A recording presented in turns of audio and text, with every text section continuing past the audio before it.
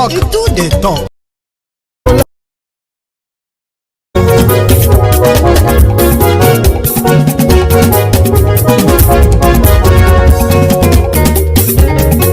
Àní ẹ̀sùn rákì. Maiyegun ti dé. Maiyegun ti dé. Ọ̀jẹ̀lú ẹ̀sùn rákì. Maiyegun ti dé. Àní ẹ̀sùn rákì. Maiyegun ti dé. Lórí Facebook. Maiyegun ti dé. Okay, if we agree that the Christians are not the only ones being killed in Nigeria and America, they are wrong to class this sanction, this designation, right? To class it as that of genocide against the Christians. So let's say genocide against the Nigerians. So if the Americans, by the way, who are very convinced that indeed it is religious persecution championed by those in government and those outside the government in Nigeria. So if we all agree that Nigerians are being killed, then we can also all agree, we should all be ready to answer one single question truthfully. Who are those killing these Nigerians? The terrorists, yeah? So if Nigeria is unable to then tame these terrorists, now let's say America now chooses to, like they are planning to, right? Let's say they now choose to say, okay, yeah, we want to take out all these terrorists. Shouldn't the Muslims and the Christians, right, embrace that? But people with their own, suspicion of what America is, they cannot be totally dismissed. But I have said on this platform in the last two series of this conversation, right, that Nigeria does not need America in this kind of situation, right? If Nigeria is not in this type of a situation, right? So if Nigerian government is up to the task and they do not have this lack of political will to go after these terrorists, if that is not the case, like they are indeed doing what they have to do, America won't even feature in it this way, because the weapons they are still going to use in combating these terrorists, right? Some of them still comes from the Americans, right? So therefore, America-Nigeria partnership in this sense would have kind of be more or remain respectful if the Tinubu's government, APC, Egbekegbe, if they have not become so compromised enough that terrorists in Nigeria knows that the government is not really looking for them while they are slaughtering Nigerians. So if the government is doing what they have to do, right, showing that, you won't need America at all. But they have failed already. Nigeria is the textbook definition of a failed state, where people exist as government just to serve themselves. No matter the cry of the people, people are not allowed to express themselves. They are not allowed to protest of any kind. Now, that is like the opposite of what a democracy should be. So in this sense, they have refused to take responsibility. But the last 48 hours seems to have changed all of that. Not in the sense of combating the problem per se, because they are still doubling down that they have done so well, that they are combating this, they are defeating the terrorists and all of that, and they continue to push their already narrative that, no, this is not religious killings. But while they were at it, more Nigerians are still being killed, even as we are watching this video, by these terrorists from Kwara to Katsina to Niger, to Borno, to Kaduna, to Benue, to Plateau State, to all these Middle Belton states. People are still being killed or kidnapped. They are in the news every day. So they are still not showing working. So Donald Trump was asked that when you said if Nigerian government failed to act, that America would not hesitate to put their boots on the ground like gun are blazing. And he said, yeah, on one of his recent Air Force One flights, he said this. Do you envisage US boots on the ground or airstrikes? Could be. I mean, a lot of things I envisage, a lot of things. They're killing record numbers of Christians in Nigeria. And they have other countries very bad also. You know that part of the world, very bad. They're killing the Christians and killing them in very large numbers. We're not going to allow that to happen. Mr. President, what's going on with Russian assets? Do you envisage? So we're not going to let that happen. Reactions have been flowing and floating from left to left, right, and center all over the place. Among them is Asari Dokubo or Asari Dokudom. Is a former warlord, maybe still a warlord, who is a private security contractor for Nigerian government in carrying out some sinister kind of like a criminal executions of Nigerians across Nigeria in the name of security contracts. His name is Alhaji Asari Dokubo. All right. So, among other people who have been sharing their views, he seemed to have taken it even further. Because some are saying that, here is something, right? Some are saying that the proposition of America that they are coming to take out these terrorists is not always what it looks like, because America is not going to spend their own money to come and take out your terrorists. You will pay for it. So, for those who knows how, especially Donald Trump, when it comes to deals like this, right, you will pay somehow. So those who are skeptical that if America says they are coming to help you fight your terrorists and clear them out, so they will likely build a base where they are going to call their operational base. And in that regard, they may begin to tap into your natural resources to pay for their soldiers who are going to help you take out your terrorists. And for a country like Nigeria, who is believed supposedly to be a superpower, not that kind of superpower, like one of the biggest economies in Africa, right? That is an insult. America could go into a partnership with Nigeria government or Nigeria military in order to take out these terrorists in a more partnership way than what Donald Trump is proposing. But others have also said that it is not that Americans and others have not been working with Nigerian military for the past decade in the name of fighting this terrorism. But they also have the record that the Nigerian military entire structure has become so compromised that even intels that are meant to be very, very, protected ended up being shared with the terrorists, which seem to have kind of like strained the relationship between Nigeria and some of these foreign partners when it comes to them like fighting this terrorism. So they have their record. So if America is going to help you combat your terrorists, then you will pay for it. And if you are going to pay for it, you are not going to be the one to decide what and what to pay. However, the likes of Asari Dokudom, before Asari, there are others who says, in this sense, if America does not get the permission of Nigeria to enter the territory of Nigeria in doing what they want to do, that is going to be called an invasion. And that invasion means Nigerians will be recruited, drafted to defend their country. You will be drafted to defend Nigeria. So when somebody threw that out there, right, and people started reacting, there were Nigerians who were saying, it be like saying that they're mad. If tomorrow America is invading Nigeria, that they will volunteer to fight for America in helping to invade Nigeria. There are Nigerians who are also in the American military, who are also on this social media, who have volunteered to say they won't mind to go and help take care of these terrorists. And you see this misinformation and disinformation, most of them, are deliberate. So let us be clear before we go further now. Donald Trump's messages are very kind of like clear.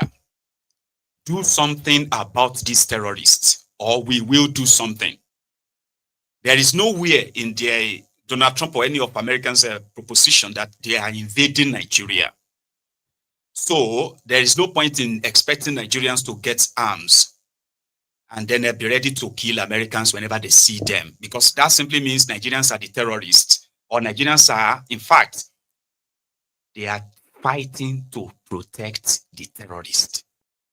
You understand? Like if you, in that sense, so like this misinformation, disinformation, those who are deliberately telling you, talking about America invading you, they are doing so because that is how they can get you on their side, no matter what. Some are even saying, maybe Natifnubu, they orchestrate this, so that when America invade Nigeria, they keep using the word invade Nigeria, right? So it will just be like Russia and Ukraine. So Tinubu won't be, there will be no elections. So Tinubu like will just be your president until the war is over. Something like that. You see, those who are pushing these narratives, they are taking your mind away from the real deal. There are thousands of armed terrorists operating across Nigeria. And the government of Nigeria have shown so much collusion, protection, in fact, for these terrorists than they are for you. Now, this is the bone of contention before Donald Trump, America, and all that, right? Your government have a special place for the Fulani terrorists, Boko Haram, and the rest of them than the place they have for you. They are the victims of the terrorism who are now living in IDP camps after being chased away tens or hundreds of kilometers away from their own ancestral lands. You see, all of this deliberately, is what they want you to take your mind off and begin to think that America is coming to come and bomb Dangote refinery. It's coming to come and take a crude oil in rivers. They want to use this or that. The bone of contention is that over 20 million Nigerians are living in refugee camps across Nigeria today. Courtesy, the escalated terrorism in Nigeria. Whether they have external support, the external factor, internal factor, it is the job of the government to be honest with you, and you must actually see them that they are being honest with you. But this government, these guys, they do not give a shit. You know it. Rather, we have seen them obnob, party with the same terrorists. Don't pretend that you have not been seeing all of that. That is not something that should be encouraging for you to say, America shouldn't, or, I don't know how you put it. These are not normal. They are not. So the responsibility of making sure that this never even happened in the first place, or it is totally cleaned out or cleaned up, is that of your government. And so far, so good. It is just break back left, right, and center. So Tinubu and this gang, they said, oh, no, this issue will be resolved. In fact, it was Daniel Bulaba who said it. Daniel Bulaba said, that is Daniel Buala. He said, immediately, I don't know why he got all of that, like who gave him the authority to say anything like that. The next thing he said, oh, Donald Trump and Tinubu are going to meet, the two leaders are going to meet very soon. You know something? Because they still feel like they could use propaganda to kind of like turn this around. You get that? Without doing anything different from what they are already doing that kept Nigeria, brought Nigeria to this level. Lies after lies after lies. So they said, oh, Tinubu is going to travel to Washington. Then they withdrew that. They said, no, he's not traveling to Washington. Rather, because initially they said, oh, Tinubu is going to travel to Washington and he's going to meet J.D. Vance, Donald Trump's advice. But there was something like that. But they put that in the media. Then immediately they withdrew that. They said, no, it's not. In fact, Tinubu and Trump, they are going to meet at the next G20 in South Africa. They forgot that there is already a statement out as far back as September that Donald Trump would not be attending the G20 in South Africa. Right? But they put that out.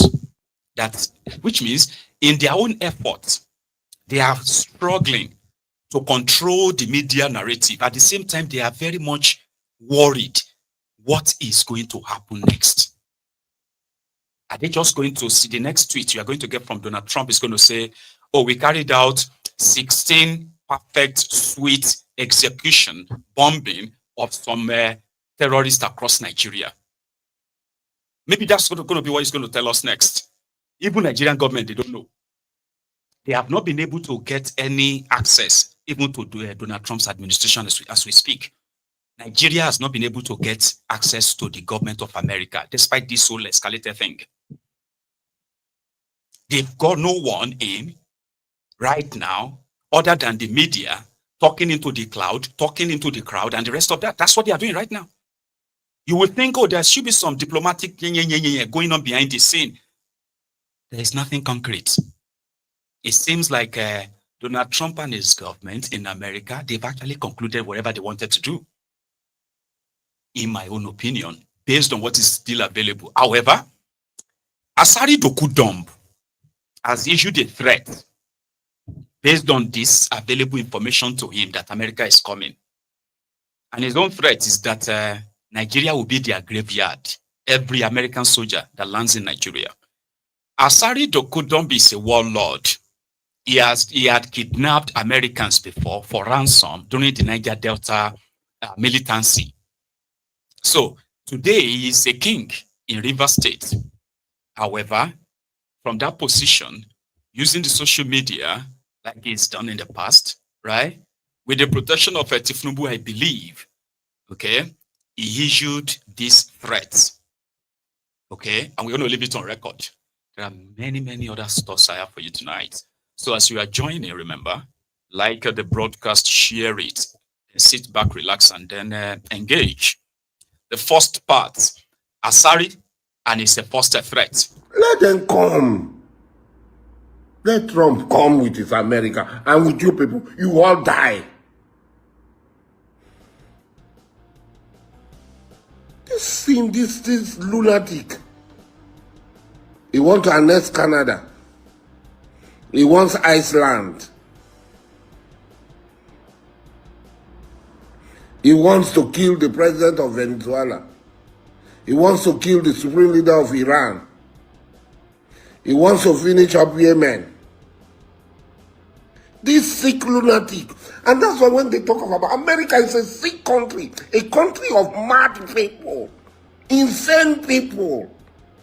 And that's why they can elect a mad, insane idiot. A lunatic. That's why they can elect a lunatic as their president.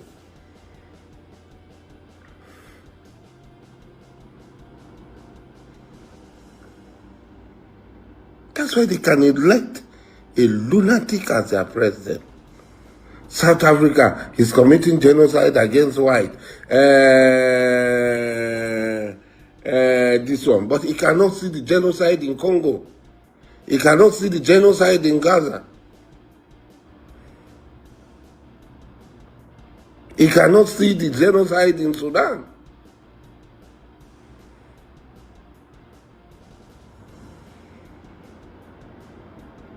South Africa is committing genocide against white.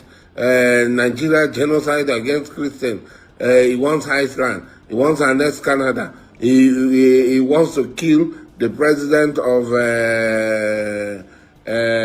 Venezuela. He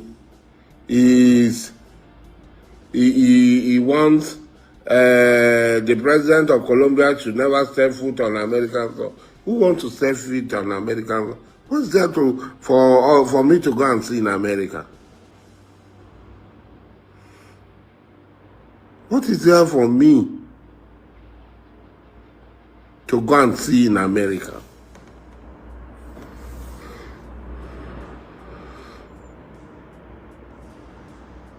I thank God, Tony, Biafra can stand without a job. Thank God. So please, let us sit down. Let us give these Igbo people their country. Let us give them let them go. What are they doing in Lagos? What are they doing in other people's land? Let them just go.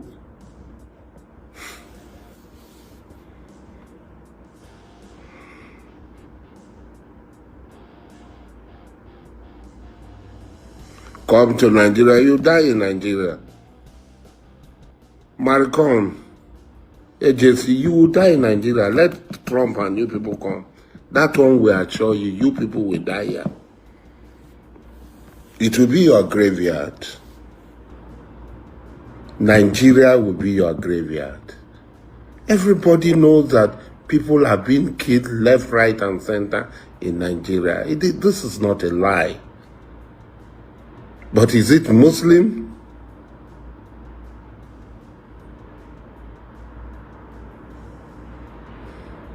Is it Muslim? Is it Christian? I'm a Muslim. Who is in the oasis of non-Muslim? Non-Muslims. What I am today, I was not made by Muslims. What I am today, I was made by non-Muslims. You people talk too much. Let them come. The more you look, the less you see. The more. Asari was a warlord. He's got his own army in Nigeria. And I bet the Americans also have his, his details. And as Nigeria is right now, as lawless as Nigeria is, somebody like Asari is allowed to amass weapons, different kind of weapons, and also exploit the impoverished, jobless young people as his own soldiers. He operates across Nigeria. Yeah. His other colleague is the biggest pipeline pipeline security contractor in that same creek. So it is what Nigeria is. So when Nigeria finally breaks apart, everybody will have to go and deal with their own thugs and the amount of guns in their possession. So there is an effort, by the way, not just by random people. I am talking about people from government in Nigeria to turn this whole thing into blaming the Igbos. In case if you have not been coming across that, it is already happening. The government of Nigeria, they have stylishly told their own base that the campaign for the genocide going on in Nigeria is sponsored by the Igbos. Nigeria have a problem, and we have all agreed, I believe, and that problem is the Igbo problem. You see, when these rogues who grab power and flex with that power, those who have shared the supposed resources of the land, the Commonwealth, our Commonwealth among themselves, who have privatized every supposed opportunity in that country, whenever they now fail in their greed and all that, and they have no one to blame, then they blame the Igbos. So they are currently saying that the campaign that got Donald Trump's attention, right, is sponsored by the IPOB, because they are the ones who have been tagging Donald Trump, tagging American lawmakers about the killings in Nigeria, and they have not been tagging Donald Trump with the killings of Muslims. Now, listen to this. If Asari Dokudumb is upset that Donald Trump is a gallomaniac, or Donald Trump is a bully, as he wanted this, he wanted that, he's done that, it is the same thing as a deviation from the real thing. Why is Asari not upset that they are killing Muslims too? Why has Asari never shown his anger over the killings of the Muslims in Nigeria until yesterday, when he had to make a video, as angry as he is, to threaten the United States Army that if they come to Nigeria, they will die? Is Asari saying that he will sponsor the killings of the US Army in Nigeria in defense of the terrorists who are also killing Muslims? Or Asari is saying that he would mobilize to kill every American soldier in Nigeria simply because they are coming to kill the terrorists killing Christians, not the ones killing Muslims? Because I want to understand the basis for it. So those of you who are really upset, you can put yourself in the same shoes like Asari and ask yourself the same question. What exactly are you angry about? The America is a bully, Donald Trump is a bully, and all of that stuff. But the killings that you see in that country every day, the mass burial that you witness every week, especially in those red zones and all that, as well as the romantic relationship between the supposed government and the government officials, as well as the government officials and these terrorists, throwing it on your face. All these things, are they not really like bothering for you? Now, if you accept that, they are killing people, we are killing everybody, so that's what we should do. would you agree, or would you say, if American has said there is a genocide against Nigerians by the Islamic terrorists in Nigeria, would you be okay with that? To see that as a genuine reason for Nigeria to actually get help? We have seen videos of women, children in the middle of the night trekking and running away from their homes. Those are survivors. Then we have seen communities burned down. We have seen, powerless people, like vulnerable people, burned in their properties, killed by these barbarians, right? And we haven't really seen sort of like damages inflicted on them successively, like multiple of that, to show to them that this is not acceptable. But we haven't seen all of that. So what makes you upset? Or what makes Asari upset? So Asari and others, they are doing their best right now to deviate it and begin to make you feel like the killings is not that bad. Okay? And America should mind their business, which is okay. You can tell America to mind their business. Mind your business. However, that will be when you know that terrorism is not being sort of like industrialized in Nigeria. I mean, we cannot tell ourselves the truth and stop pretending or hiding behind all these false deviations or false reasons to put out our own outrage. Outrages that most of it are just like a hard mentality. Everybody is angry. This one, the person. If Maiyegun says this thing is bad, I agree with him. Or if Maiyegun says this thing is good, I agree with him. Hard mentality. You say reason now. Look at everything going on. They want you to feel like it's okay. That yeah, they are killing people and so. But I mean, let us just continue to pray. They want you to get used to it without doing anything. And guess what? Getting used to it is not something that you will probably like escape. It means you can be a victim anytime too, just anytime. Right? So Asari Dokudom threatening American soldiers that ever touches Nigeria, right, is based on what? Is based on exactly that Nigerians are not being killed and Nigerian government is not doing anything about it to protect you. I'll let him finish so that we'll keep it on record. Sorry, finish. Others are also blaming politicians, the opposition, but we'll come back to that one. You people talk too much. Don't worry, we are waiting. We always tell you, we don't just talk, we perform.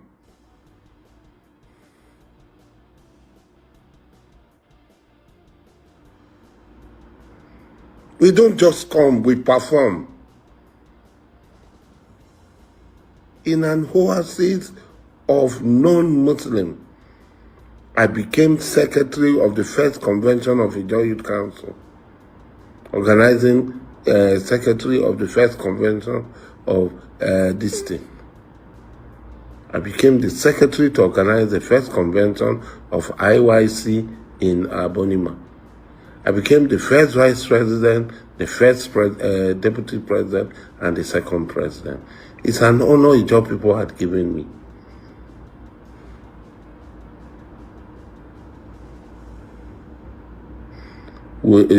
Tony, let them come now.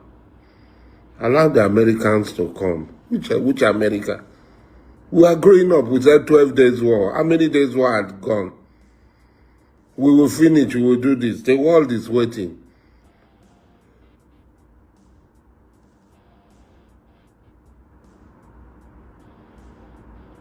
The world is waiting. The monopoly in science and so on, by one group of people, is gone. We have entered a new era where everybody hides is open. So many empires had risen. We saw the Egyptian empire, we saw the Greece empire, we saw the Roman empire, we saw Persia, we even saw the Muslim empire. They all fell. Maybe Trump is the coroner for the fall of the American empire. maybe Trump is the coroner for the fall of the American empire.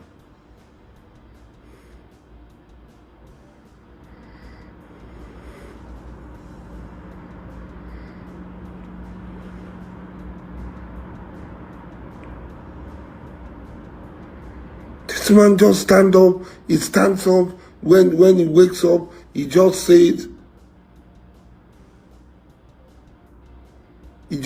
whatever. Are we talking of Muslims, or am I not a Muslim? Nnamdi, am I not a Muslim? Let them not say most Christians have been killed. More Muslims have died in Nigeria than Christians. A group of evil people are killing people. And some of us had made effort. Yes, Daniel, I plan to fight America. Daniel, Jerry, yes, I plan to fight them. Are they not human beings like us?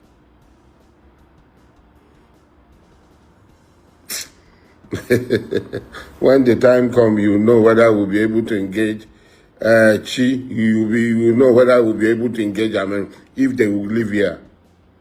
Let them come down. Maybe they'll fly in the air. They will come down. When they come down, whether they will live here. I think their own, if one person die, it pains them so much. Tear gas him. They tear gas him. He fell. He fainted. He passed out. He passed out. 70 years old man. How many times would they tell you before you know that Nigeria is not for you? Ah! Now they never leave you. They have left you behind. Photo, not be juju be that. So, Asari Dokubo repeatedly in that live broadcast told the Americans that if they touch down in Nigeria, they will not live alive. And that's a very strong statement for those of you who probably knows how Americans act, Abby. But so far so good, there is no threat against Nigeria. There is no threat of invasion against Nigeria. Now, how Nigerian rogues handles this is what will determine where this is headed. You are not Venezuela. You are not Iran. You are not Gaza. You are not all these places. The Tinubu and this gang have been given just one simple advice. Get rid of these terrorists, or we will get rid of them. So that shouldn't be something that these headless, rats will begin to take turns in spewing their own gibberish. There's another one. His name is for Food Kayode. Somebody who was under Bokwari, very vocal, and at the same time very vicious in his attacks against the Bokwari's government, simply because we all remembered how Bokwari's government shielded this Fulani terrorist from prosecution, right? And the killings recorded in the Middle Belt under Bokwari that was so massive that it turned Benue State, which was at the food basket of Nigeria, it turned it into the graveyard center of Nigeria under Bokwari. For Food Kayode, FFK was very much present, like I said, vicious on social media in exposing these religious killings, genocide. But immediately after Bokwari, he became friends with the Patawale. Then he became friends with the likes of, what's that guy's name again? It's Sapatantami. Yeah.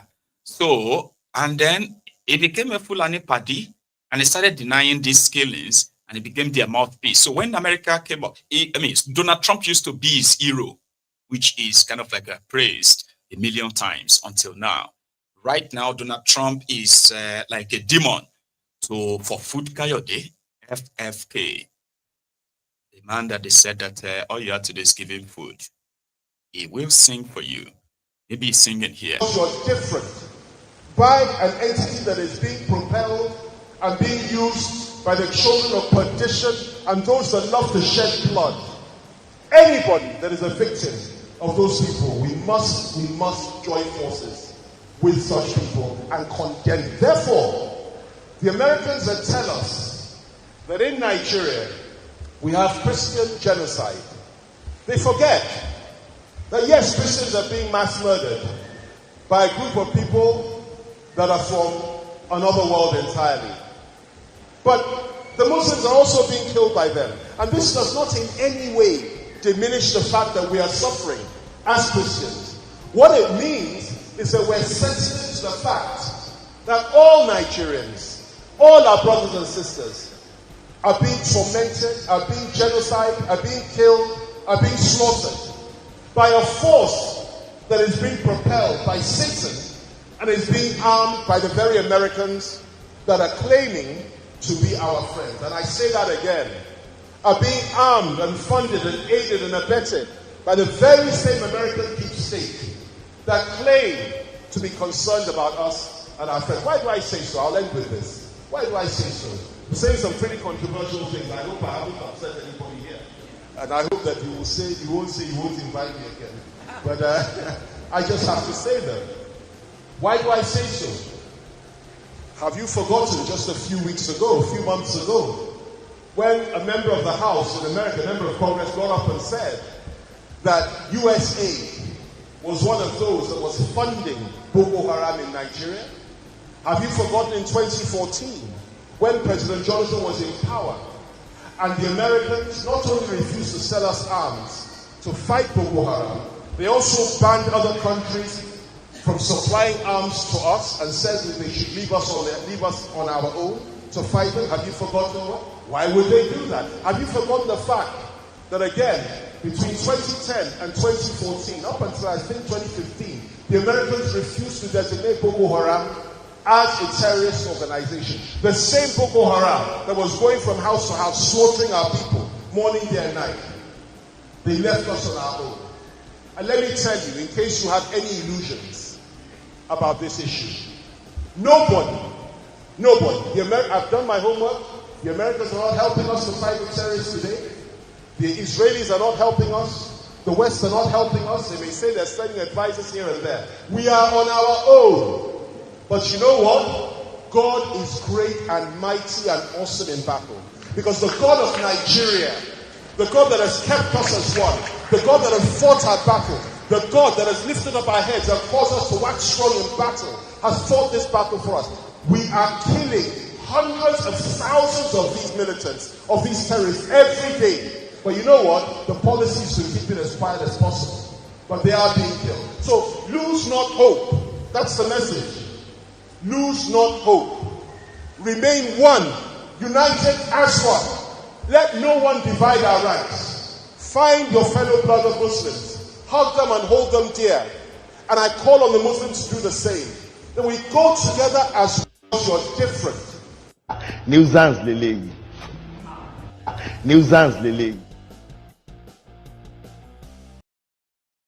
That's for food, Kayode. They are everywhere. You know what? We are on our own. We are killing these terrorists every day, thousands of them. But we just don't want to tell you. We don't want to tell any of you. So keep it quiet. So the God of Nigeria, the God that we serve, we will call on this God. But they are even doing the unity begging again. You know, we are all one. We are one country. We are brothers and sisters. I say, yeah? Are we? Say, yes, now we are brothers and sisters. We have the same. Hang on, are we? No, I don't mean it like that, but you know, America says they want to come and invade us. Let us become brothers and sisters for now. When America goes away, we can begin to tell ourselves to go back to wherever we come from, and we begin to say, that's what I'm saying. That's what you will say. Which one is we are the same thing? When did we become the same thing? Have we forgotten that some people are more Nigerians than the others? Some people will never become anything that others doesn't want them to become in that contraption. So here you get. So now that America wants to come and bomb us, okay, maybe we are now brothers. Are we brothers and sisters? Really? Say, I know we are not brothers and sisters, but let us pretend now so that we can face Americans. We are brothers and sisters. That's what people are saying. Instead of you are asking for brothers and sisters, unity beggars, pretending that we can become one now because the APC want you to prepare for civil war. Something that ordinarily they are asking you to come and defend terrorists who are actually killing you. And if you can help them to chase these American threats away, so you can go back to running from the terrorists. Work with me, brother. About AK-47, I'll find out. Some people are already saying it. The Nigerians must get ready. Nigerians must come together. We must okay. Give us guns to go and fight America. I will find out whether we are brothers and sisters or not. It doesn't matter. Discover a lot of people just need motivation. Everything break. Everybody day your day. Everybody hold their own side. Because the foundation of all of this as well is not just the terrorists, it is the ideology. Do you understand? Have you listened to the Islamic Student Association of Nigeria? I've been an Islamic Foundation of, I don't know what they call them. The Islamic of Nigeria, These are the religious people who are in charge of Islam in Nigeria. Have you listened to the anthem before? All of you, the GSSI, have you long in time here? Listen to this. It is not just the terrorists that you are seeing now, because majority of them are actually raised with this mentality. I place to Islam my religion, to be faithful, loyal and honest, to serve Islam with all my power. And I pray for Allah's assistance. I have testified that there is no God. I have testified that there is no God. There is no God except Allah and Muhammad Rasulullah. I have promised to be a Muslim. I have promised to help Islam. I have promised to work for Islam, so that I may gain internal bliss. Oh, you brothers, jihad is calling. Oh, you brothers, jihad is calling. Oh, you sisters, jihad is calling, so that we may gain internal bliss. We want Quran as constitution. We want Quran as constitution. We want Hadith as constitution. We want no more except the theories. Human theories are barbaric. Human theories are barbaric. Human theories are aimless theories. We want Quran as constitution, inshallah. What shall I say unto the Lord? Yes, Lord. All I have to say, Thank you, Lord. What shall I say? Thank you, Lord.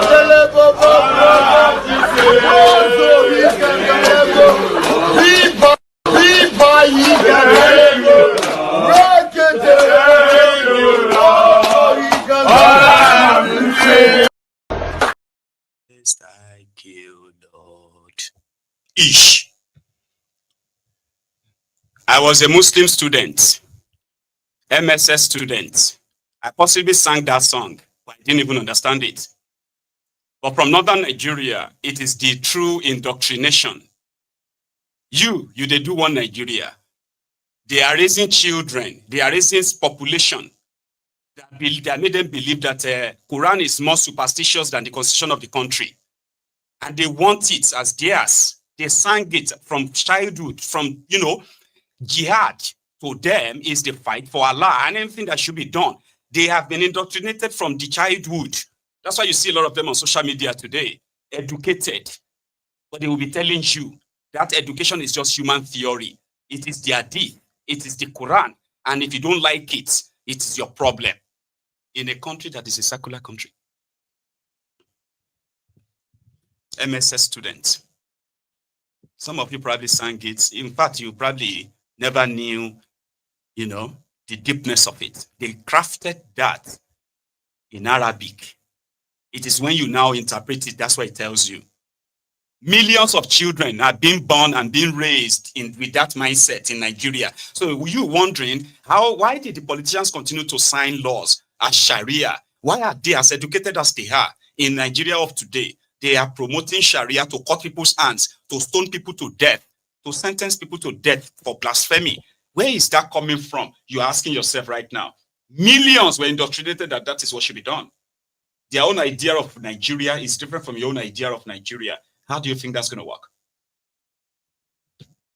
A young man who is a soldier gave his own experience a while back, being a patriotic Nigerian and with other Nigerian soldiers. What happened to him? Listen. This afternoon, I'm an ex-soldier, Sandra. Oh, so good. It's just the Nigerian soldier, Yeah. Sandra. Yeah. I was in the battalion. Okay. And we were fighting Boko Haram, Sandra. Okay. We went to war. Mm-hmm. I'm a left-handed person. Okay. So I'm a sniper. I was one of the best snipers. Okay. So I was shooting. No morale. Nothing. No pay. No means of communication to my family. My father thought I was dead. Oh. I was fighting. I was shooting. One of our soldiers shot me, Sandra, on my ribs. Oh, my Sandra. God. Shot me on my ribs. They said in Hausa, it means that I kill people too much. I was fighting, Sandra. They shot a woman and her daughter. I was trying to save her second child, Sandra. I was running. They shot me, Sandra. I was barely breathing.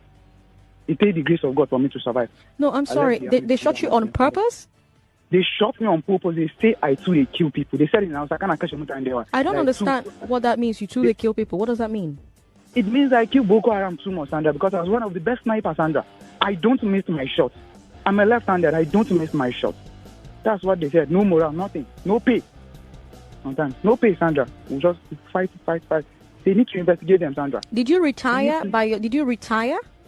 Sandra, I resigned. Okay. I wrote a letter and I resigned. I don't want to do this job again. I don't want to serve the land again. I don't want. It's really, really pathetic, Sandra, in that army. There's a lot of fraud things happening in that army, Sandra. I don't know. Seriously. They need to investigate the Nigerian army, Sandra. A lot of things. You see, when people are fighting, they're killing Boko Haram, Sandra, somebody from nowhere will just shoot and just kill the best shooter there. Just for him to die, because maybe they are gaining from there economically. For him to just die and to stop shooting people for them. That's a very strong allegation.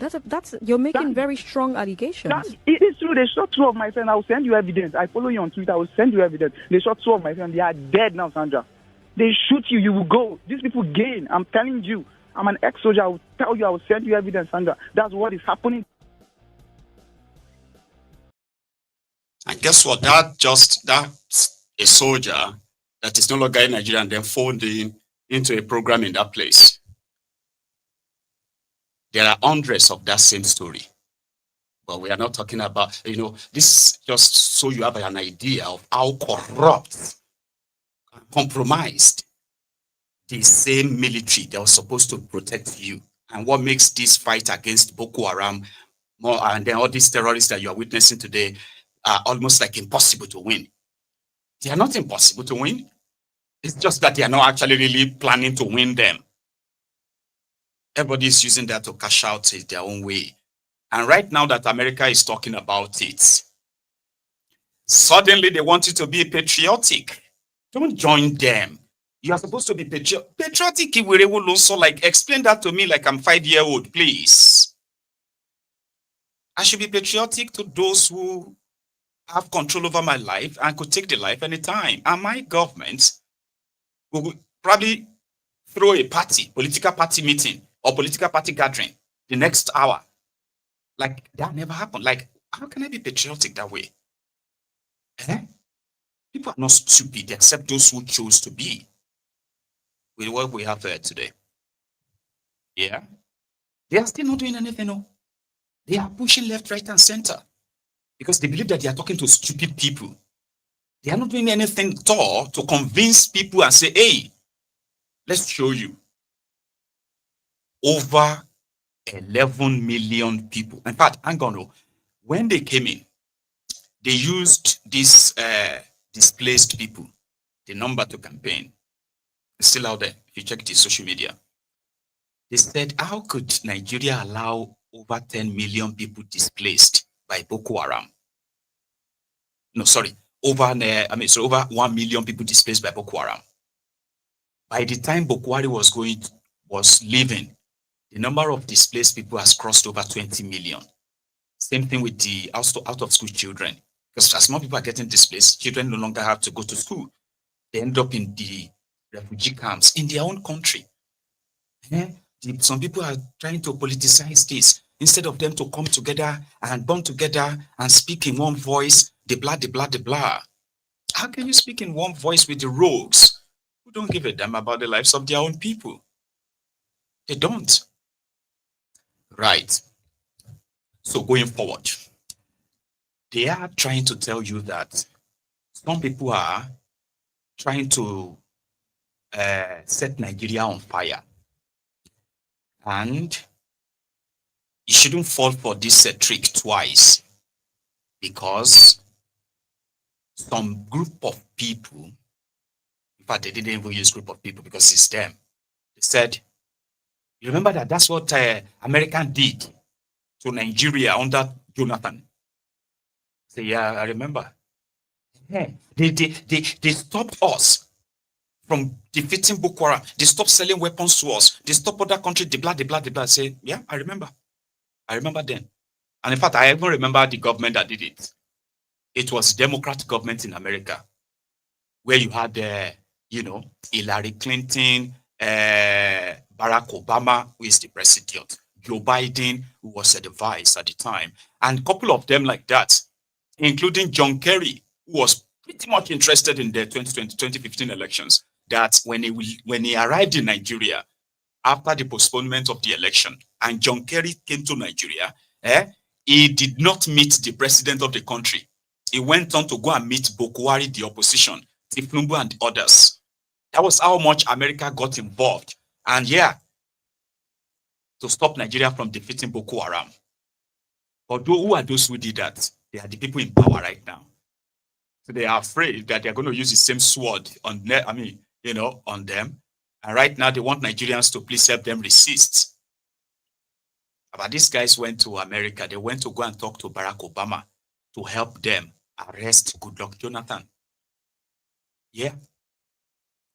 That is why what is going on in Nigeria right now, if this your opposition will be Atiku and the rest of them, if they were to be like this Tifnumbu, APC, Ebekebe,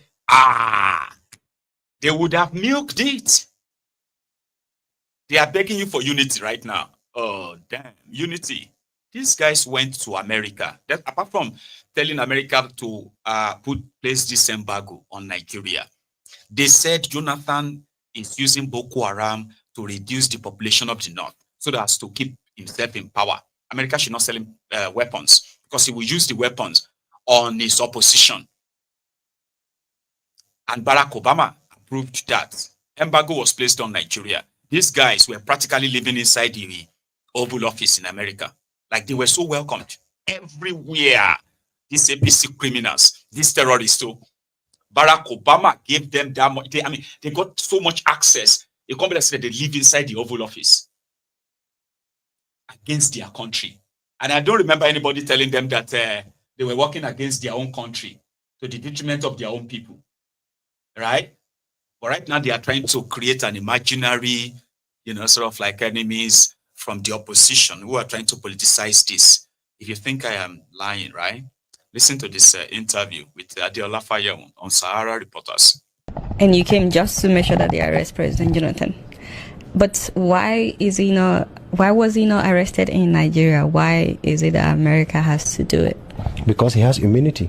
And the American government went to arrest Noriega from Nicaragua.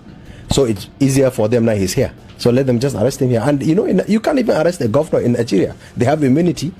But in America, he has no immunity. And I pray, they will arrest him. And you want him jailed here or take him back to Nigeria to be tried? Well, I would want him to be jailed anywhere. Well, first of all, to be tried. I would want him to be tried, and if he's found not guilty, he should be acquitted and discharged. But if he's found guilty, I would want him to spend the prison term in Kirikiri. Nigeria. Nuisance lele. He later became one of the big wigs in APC because he was part of them. They were co-travelers. That's just a tip of how much these guys milked the Boko Haram terrorism, which they were sponsoring. That's a story for another day, but somehow they think everybody started following politics in 2023. Oh, okay. Some of you probably started following politics in 2023. And that is why you will see some of these Tipnumbu and his co-travelers, right? They seem to be believing that those they are talking to, they have no real memory. They are probably kids or stupid. Yeah? They went all over the place to ensure that Nigeria, even if Nigeria was going to sink, to the point where they threatened to set up a parallel government and give Jonathan the Gbagbo treatment. Go and read about Gbagbo treatment right now. Yeah, do it. Gbagbo treatment. That's what they wanted to give Jonathan. They would beat him out of the Aso Rock. There will be a huge revolution, such that Nigerian army or the rest of them won't be able to contain. And the guy just said, you know what? I don't think it's actually it's worth it. All right, come and take it, take it. Then they took Nigeria back 50 years. And if Nigerians ever complain, they have their soldiers out to shoot and kill you. So the point there is that who are they doing it for? To protect the terrorists? Because APC is the terrorist. They are the sponsor of terrorism in Nigeria. The day APC dies, the day the wool over your eyes will clear. I promise you. Yeah? It is the day APC dies and the remnant of APC is completely destroyed. That's when you will see what they have done.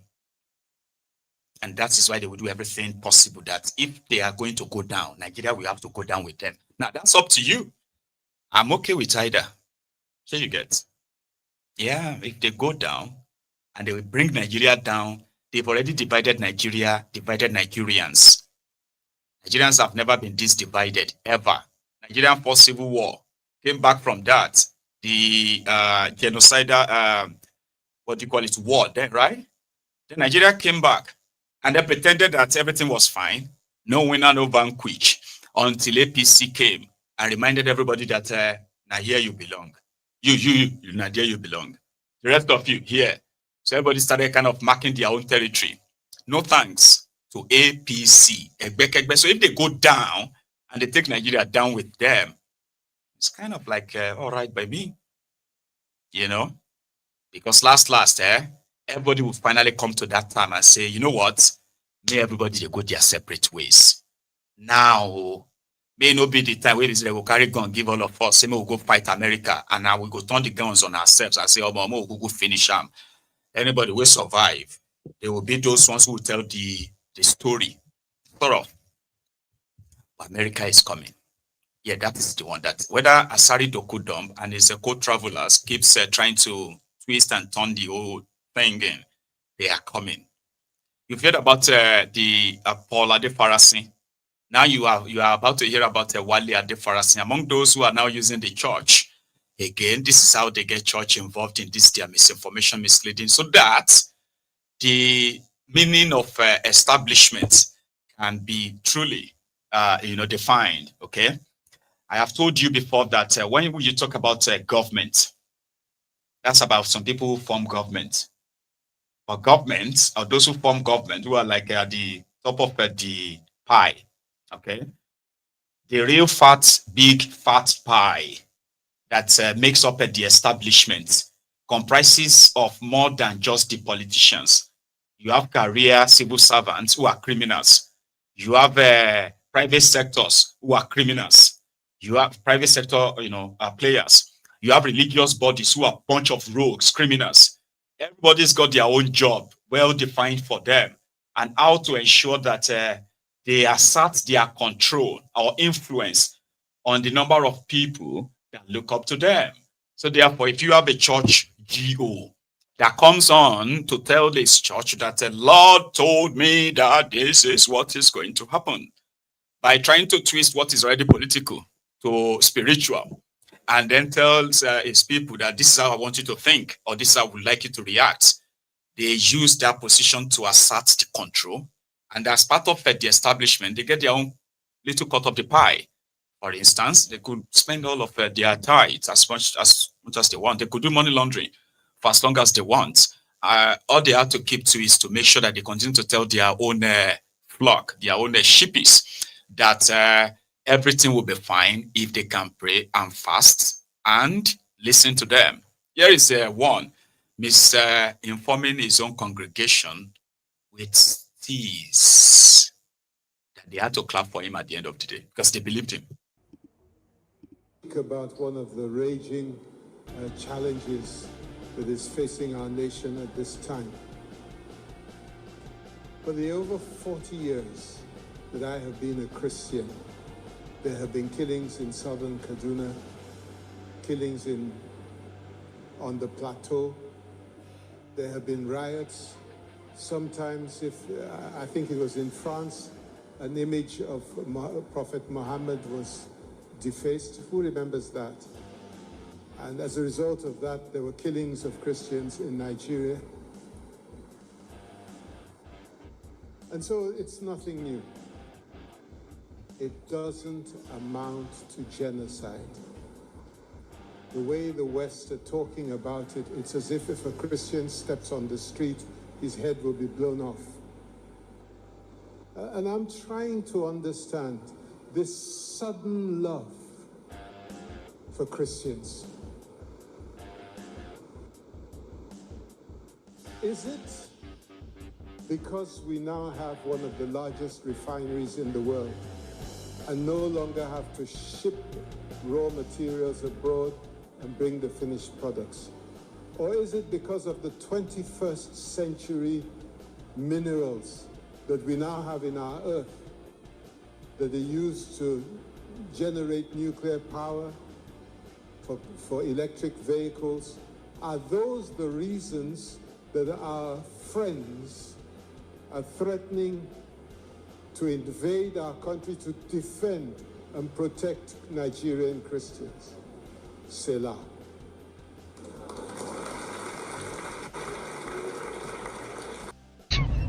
ọ̀rọ̀ tó ń sọ yìí ọ̀ ń ṣeré ni àbọ̀ ń ṣe èrè.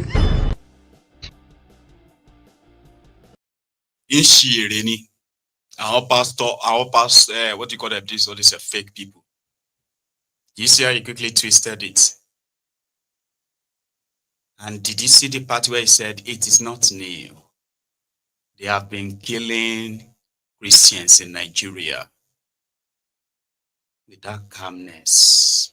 He's a pastor. Are you with me? I bet he would never be that calm if half of his own congregation on Sunday are killed on one Sunday. It won't be that calm again. Trust me, because Nigeria is a place where majority of those who will either deny these killings or downplay it, they are those who are living far, far, far away from the red zones where people are being killed simply in churches in all these places. So now a pastor that faced his own congregation and downplayed the killings of Christians. Did you see the candor at which is, it was like, that is not. How many of you remember when they drew the cartoon of Prophet Muhammad and they were killing Christians? It's not new. What I don't know is the sudden love for the Christians. He doesn't love Christians. He's a businessman. Is there a businessman, a pulpit bandit? There are many in that contraption. Pulpit bandits. So somebody who is not really moved. He's probably never, it's probably never talked about these killings of Christians ever until Donald Trump is talking about coming and all that. All these guys, right? So to him, it is not new. We are killing everybody, but we are praying God protection is over you here, don't you? Do you understand? I've prayed to God, you are safe. Say, amen. Mad people. And there are more maddest people. One of them is the governor of Anambra State. In order to make Nigeria probably in order for him to sound more or less like a supportive of Tinubu's illegitimate regime, Solo Dump has added a bit of a bit of a twist to the whole thing now. According to him, there is also Christian genocide going on in the eastern part of Nigeria. When they are doing Black Lives Matter in America, did Africa invade America when they are doing Black Lives Matter? No, this is a state governor in the eastern part of Anambra State. So according to him, there is no Christian genocide in Nigeria except the Christian genocide in eastern Nigeria. Just because you want to sound good. Or sound what exactly? Solo Dump. To what happened, what the President of America, Donald Trump, tweeted or put out on social media. A lot of people thought that was some heavy bilateral or some kind of comment on our governance and security situation in the country, politically speaking and diplomatically speaking. How do you think Nigeria should react to that? Well, as I was saying before we cut off, the first thing is that there's bilateral issue. And quite frankly, when you see something on social media, I'd rather be in government now, not react very seriously to tweets or social media posts, as it were. But let me do say it's about relationship between Nigeria and America. And the relationship between both countries is governed by international law. And I'm not quite sure what would be the basis of American intervention and so on and so forth. As the policeman come and enforce what and so on. Yeah, certainly, if Nigeria requests, it will be a request for any assistance or military or whatever that it would deem it necessary, request for their technology, hardware, soft power to deal with anything, insurgents and banditry and so on and so forth. So be it. But it's within Nigeria's scope. I'm not quite sure anybody would. I mean, if you have policemen killing some blacks. I remember the massive Black Lives Matter protests in America and so on. And somebody would say, maybe Africa should go and invade America because the blacks are being killed in America. I'm not quite sure that is the way that goes. I think there is cause for deeper conversation. It must end in conversation. There will air their bills, and I'm sure the federal government of Nigeria will be able to respond very robustly on behalf of Nigeria. Nigeria is such a big country as well. I'm pretty convinced that Nigeria is doing quite a whole lot to safeguard their lives and property. And like I said before, this conversation about banditry and killings and so on requires deeper national conversation and introspection. In this part of the world, Eastern Bloc, where 90-something% Christians, and the insurgents that were first here and around the southeast, it's Christians or Christians. It's the people in the bushes and so on, killing, kidnapping others. They are called Christians, some bear the names Christian, Emmanuel, Peter, James, John, and so on and so on. So it's much wider than this categorization of Christian, Muslim, but I mean, I'm always an optimist. Nigeria has nuisance lele. Very sorry about the audio. It was very poor audio. Sorry about that. So this is what they are doing. They are dropping sound bites into the conversation and see which of them is going to probably stick so that they can begin to push that narrative. And most of the narrative they are pushing now is like pushing everything into the eastern Nigeria. They want to say, oh, it is the Igbos that reported to Trump and brought Nigeria under this thing, not because of Tinubu's failure to protect lives of Nigerians, okay?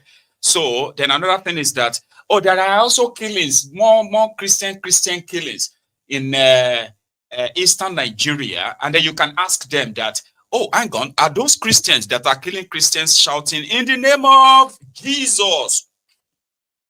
Like those terrorists are shouting, Allah Akbar, Allah Akbar, Allah, that you can now label them Christian terrorists. Politicians will do all they can to at least deviate from the whole thing, change the narrative, as long as it is going to politically benefit them. That's what Solodom was doing. But for a journalist, here is the view of Akpati. He called Donald Trump a global dictator that believes more or less like everything people have called him before. He's a bully, he's a this or that, still ignoring the basic thing. If Tinubu or APC, if they have protected Nigeria and Nigerians, this is never going to be an issue. Like, it's never going to pop up, is it? But here is Abati. It's very surprising. Under President Trump, there's been a lot of contradictions. President Trump has upended the American foreign policy process. Now, where does he derive that power from? For him to declare war or an invasion of a country, he will need to get the approval of Congress. I'm not too sure that Congress, which is divided between Republicans and Democrats, will give him the approval to invade Nigeria. And what I'm trying to point to is the contradiction, the hypocrisy in President Trump's approach to Nigeria. Now, there are more Christians perhaps in Kuwait. He's not saying there is religious persecution in Kuwait. There are Christians in Hamas, in Gaza. He's not fighting on behalf of the Christian Palestinians. He's supporting Israel. So that's not an issue for him. There are Christians in Lebanon. He's not fighting on their behalf. In all of the countries where America has intervened, you see this contradiction. I think President Biden tried to stay within the framework of the American foreign policy process, but President Trump is emerging as a global dictator, and that is why, not surprisingly, you have on the streets of the United States, no kings here, people protesting. So that dictatorship is extending it. Now, America has always intervened in Africa. In Somalia, between, I think, 2012 and 2014, they exited when it became problematic for them.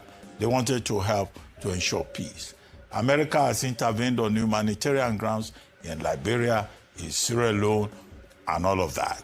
Now you find the United States saying it wants to invade Nigeria.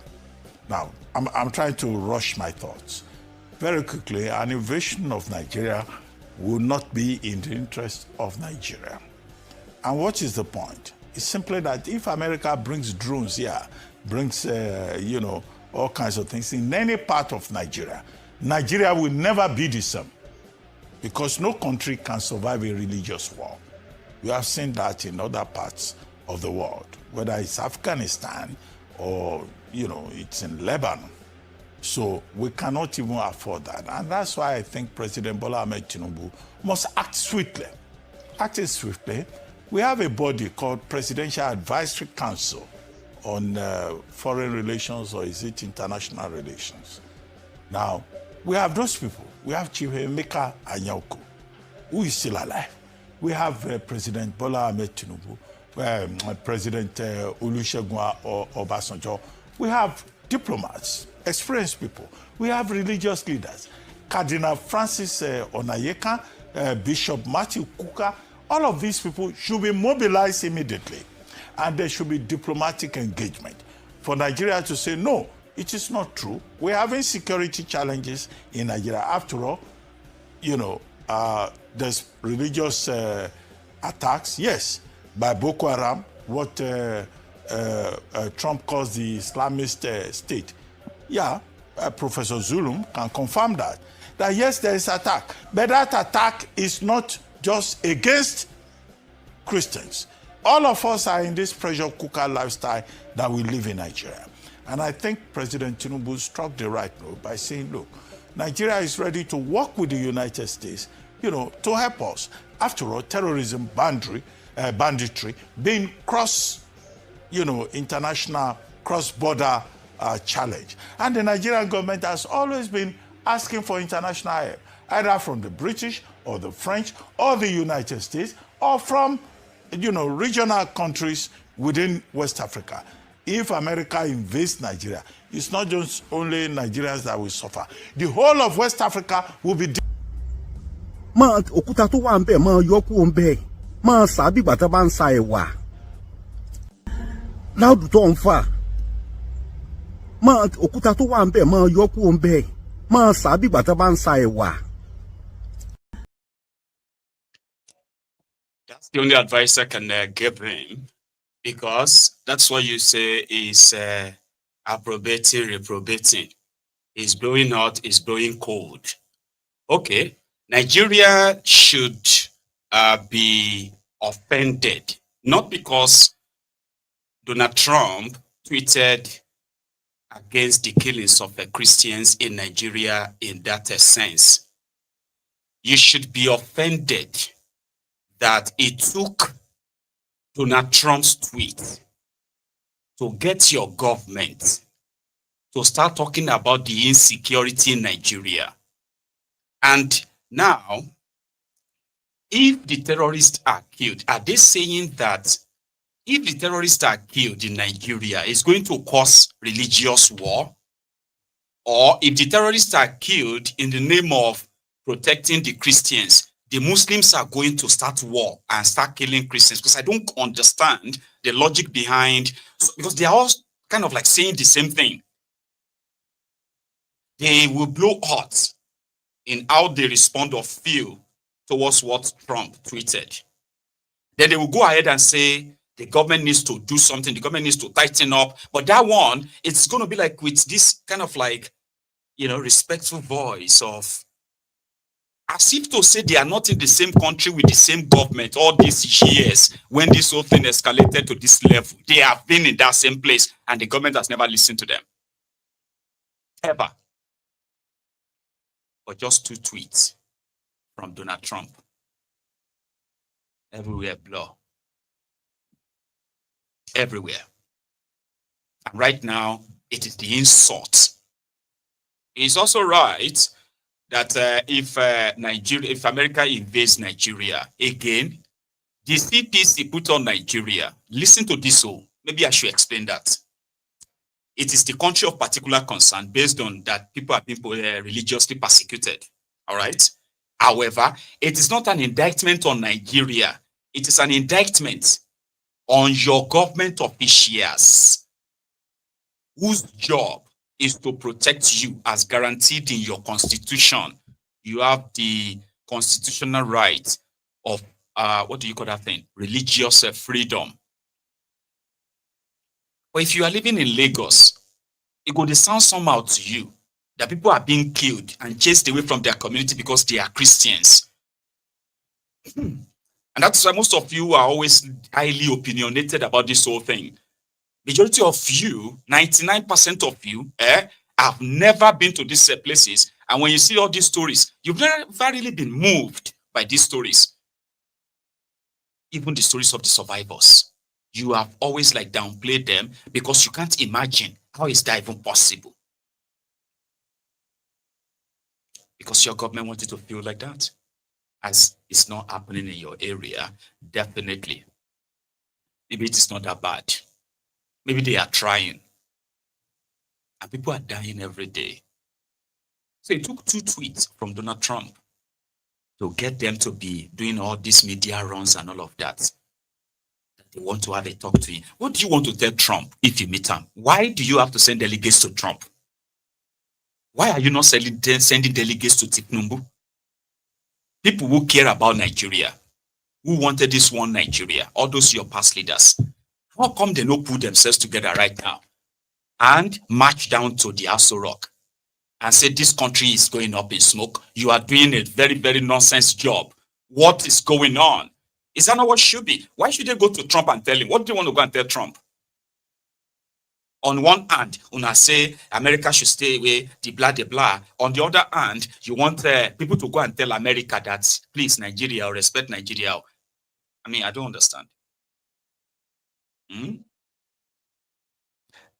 Don't worry, I don't have to. But in America, right, especially the Christian Americans, that I believe there are thousands of them on social media talking about this and the way they felt about Donald Trump's response. They are part of the reasons why some of you are afraid that they are coming to kill the terrorists. No, America is not coming to kill the terrorists. They are coming to invade Nigeria. Okay, invade Nigeria to kill the terrorists. No, that's not the black, But for Americans, it's actually a great news. This is likely going to annoy you more. Huge update on the Nigeria situation. 3 days ago, I made my video with Judge Saul warning about the terrorists in Nigeria and how the government's turning a blind eye to the slaughter of Christians. 2 days later, Donald Trump does what we were asking for in the video, the first thing we asked for, which is to designate Nigeria as a nation of particular concern. This is an important thing legally speaking. It allows the gears to turn in other directions as far as in our government. Then today, we get a new announcement, and this is huge. I'm going to read it to you. This is what the president of the U.S. just said officially. He declares this to the Nigerian government. Let me read it to you. This levels things up. You'll hear the rhetoric. It's pretty intense. He says, if the Nigerian government continues to allow the killing of Christians, the USA will immediately stop all aid and assistance to Nigeria and may very well go into that now disgraced country guns a-blazing to completely wipe out the Islamic terrorists who are committing these horrible atrocities, Trump wrote. It goes on. He says, I'm hereby instructing our Department of War to prepare for possible action. If we attack, it will be fast, vicious, and sweet, just like the terrorist thugs attacked our cherished Christians. Warning, the Nigerian government better move fast. Let me just say, the purpose of government is to be a terror to the wicked, and these terrorists should actually be killed. This is the moral and right thing to do. I'm not cringe to say it. As a Christian, I stand on scripture. I stand on God's word when I say those who are mass murdering should be killed. The government should go in with guns and kill them. That's the right thing for them to do. Now, if they turn themselves in, we should take them through court and do due process and then kill them. But that's the appropriate and right thing. But this will hopefully create pressure. Let's see what happens next. I just want to update you guys because, listen, it was your actions that helped lead to this, I believe. Yeah, you're going to be like, why is this America? You see those evangelical Americans? You've heard about them, right? Yeah, they are evangelical with guns. They are really, really religious in that sense. Yeah. And those are the ones you will see just relocating to these African countries, sometimes just to go and do this charity missionary job and all of that stuff, because they felt like they needed to connect, Americans. So to them, many of them have been visiting the Middle Belt part of Nigeria. They have visited some of these IDP camps. Many of them have written so many letters to their own representatives in America upon their return back to the country. And Nigeria is a place where sometimes, until something becomes mainstream, you never probably will pay attention to them. So Americans and foreigners visit Nigeria. They visit all of these, people, the survivors of this terrorism. They listen to their stories. Something that your government doesn't give a damn about. If you ask your government to give you the data of all of the displaced people in Nigeria today, they can't give you. You know that they can't give you. They don't care about any survivor. They don't. Well, when you see some of these foreigners that comes to Nigeria, they actually meet the victims, the real victims. They take their stories, they record them, they document them as much as possible. They take all this data back to their countries for God knows different purposes. And one of them is to pressure their country to, their own government to do something about what they have found or they saw when they visited these places in Nigeria. Places that even your president, your elected representatives, your selected representatives have chosen never to visit because it is too dangerous. And then they will turn the camera on and they will be telling you how great things they are doing, how much they have done, how much, that stuff. But if America chooses to now come to Nigeria, how is that really going to be like? Arise TV, Arise News, they brought an American journalist or a reporter straight from an American from Washington, D.C. And he gives them the idea if Nigerian government failed to move fast as they have been advised, and Trump gives the go-ahead that they should go on and do, this is what that's going to be like. Watch this. Good morning. Good morning here in a chilly, rainy Washington, where there was a lot of surprise over the weekend. On Saturday, President Trump announced that he was potentially going to take strikes within Nigeria to protect Christians there. He then on yesterday, actually reiterated his desire to protect Christians in Nigeria. And so we are beginning to wake up here in Washington with a lot of questions. Will there be U.S. military efforts in Nigeria? Okay, James.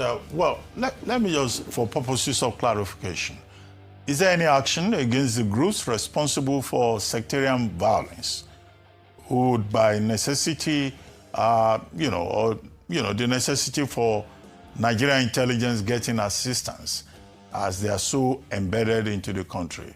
Don't you think success will be very difficult without this intelligence element? You're absolutely right. The president has stated his desire to, potentially use military action, but as we all know, it would be very difficult and actually impossible to do any action within Nigeria without the support of Nigerian intelligence. Policy analysts here believe that this is an opportunity for Nigeria to partner with the United States, with the United States Department of War, as it's now called, to try to figure out what could be done jointly. Sharing of intelligence, sharing of information, sharing of strategies for the U.S. and for Nigeria to partner and to do something together. I think it would be very, very unlikely for the U.S. to move within Nigeria militarily on its own. Thank you, James. The president's team would, by necessity, need small teams, possibly from a joint task force, Horn of Africa. Don't you think this is the kind of operation they specialize in? Yes, it is absolutely the operation that the JTF Horn of Africa, which is based in Djibouti, Camp Lemonnier, this is their specialty. I had the really good fortune a few years ago to make one of the first visits by television journalists to that camp. And basically what it has done through the years is to fight insurgencies across the African continent. And these are small strike forces that have gone into countries and really, with the support of the local government, of the local military, of the local intelligence, have been able to sort of put an end to some of these insurgent movements. I think the challenge in this instance is, how would you do that in a country as large as Nigeria, where these incidents are happening in different places, and as you know, in some urban places? And so, yes, there is expertise within the region, but the question is, could it act independently? Could it act without the support of Nigerian intelligence? That seems highly implausible. So U.S. African Command is based in Germany, and are they officials? Are they aware of this development already, James? Yeah, they are aware of Good morning. So the point there is that the window, right, that could have this whole thing managed well for Tipnumbu, right? The window for Tipnumbu right now is that whenever he manages to break that diplomatic barrier, which currently is said to have been placed like before them, they have not been able to really reach out to Washington on this matter. And every effort seems not to have worked so far. Maybe right now that we are watching this, something is being cooked. Now, the window for Tipnumbu right now to show that he indeed wanted the terrorism to end in Nigeria. And they have been doing their best. It's just that, they have been overwhelmed. It's for them to share the intel they have on these terrorists. For example, hey, here is Damboa Forest. In this Damboa Forest, we have mapped the location of this terrorist here. Okay? But you see, from here to here is about 100 kilometers. We have communities, villages around here that kind of you will see in your map. So if you are going to operate in this terrain, we do not have this so and so, but if you want to operate in this terrain, please consider the civilians in this area. That's how you cooperate in sharing intelligence on the terrorist. So you're already dealing with them, and possibly the Americans have almost everything they need, but they would need you to show that you wanted this to happen. And by the way, then they can do this in a more sort of like amicable, respectful way. All they're asking for is for Nigeria to show that indeed they are not protecting the terrorists. Do you understand? The bone of contention is that they want to know if Nigeria is willing to neutralize these terrorists. And Nigeria says, yes, of course we are. Please, let's do it together. Then you and I may not even have to know much, other than for us to start reading in the news how some of them have been neutralized, killed. At the same time, make APC publish the names of the sponsor of terrorism in Nigeria. They have the names. They have their names.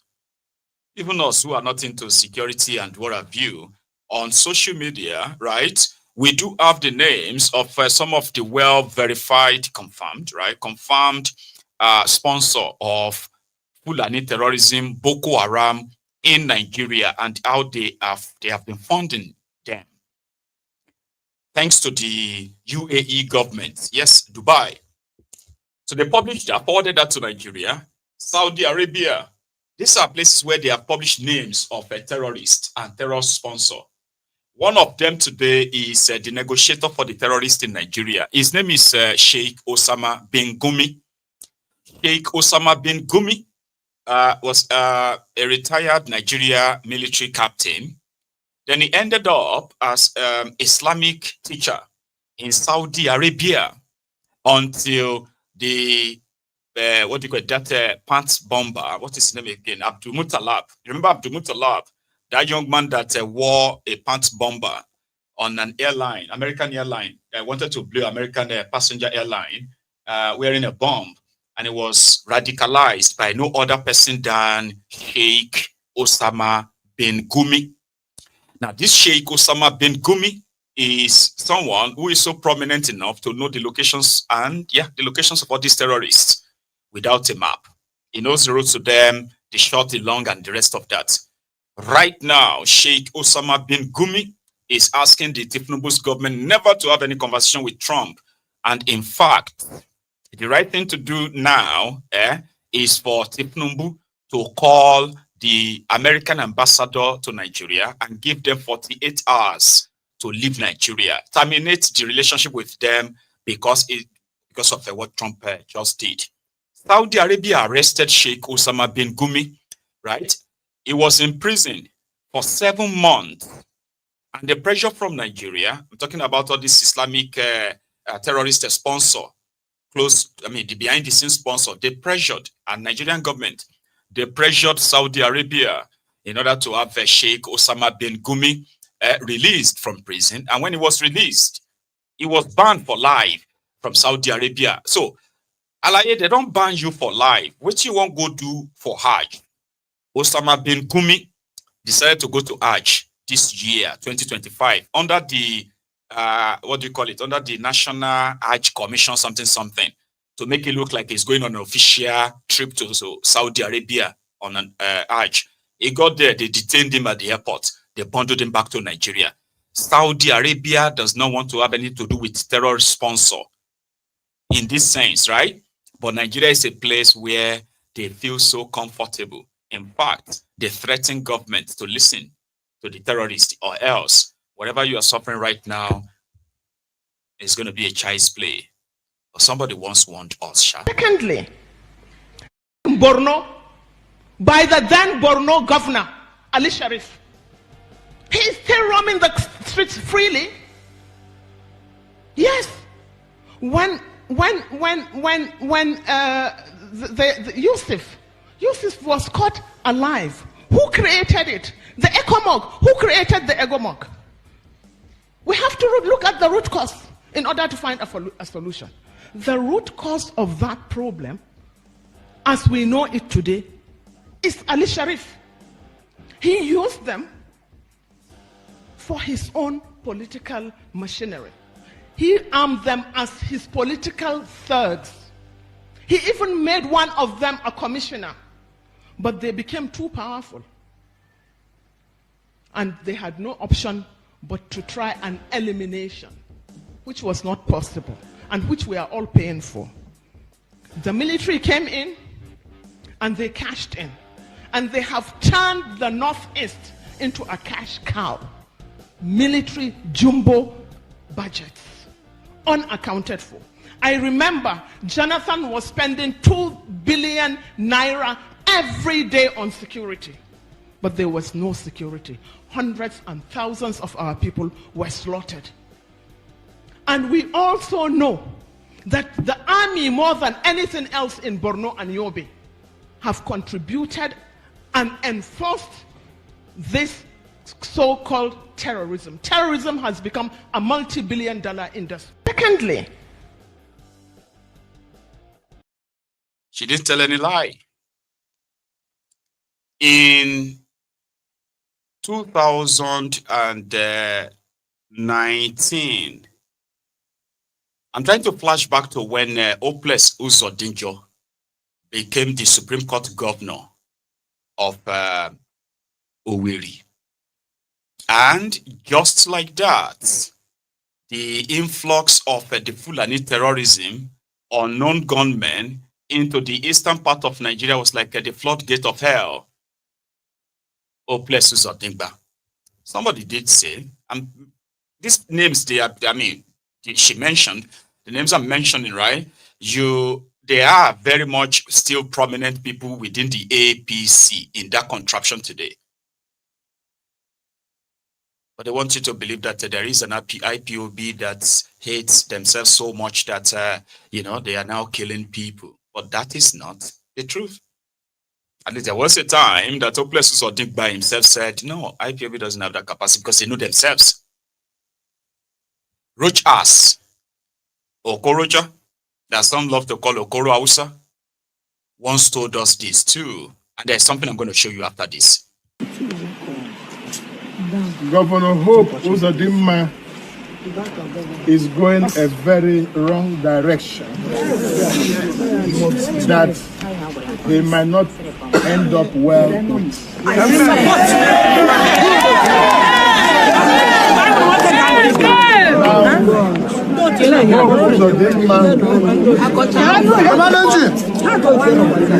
For what happened yesterday has simply displayed criminality in governance, yes, thuggery in governance, yes, and is creating unnecessary tension where there's no need for it. Imo today is very unsecure.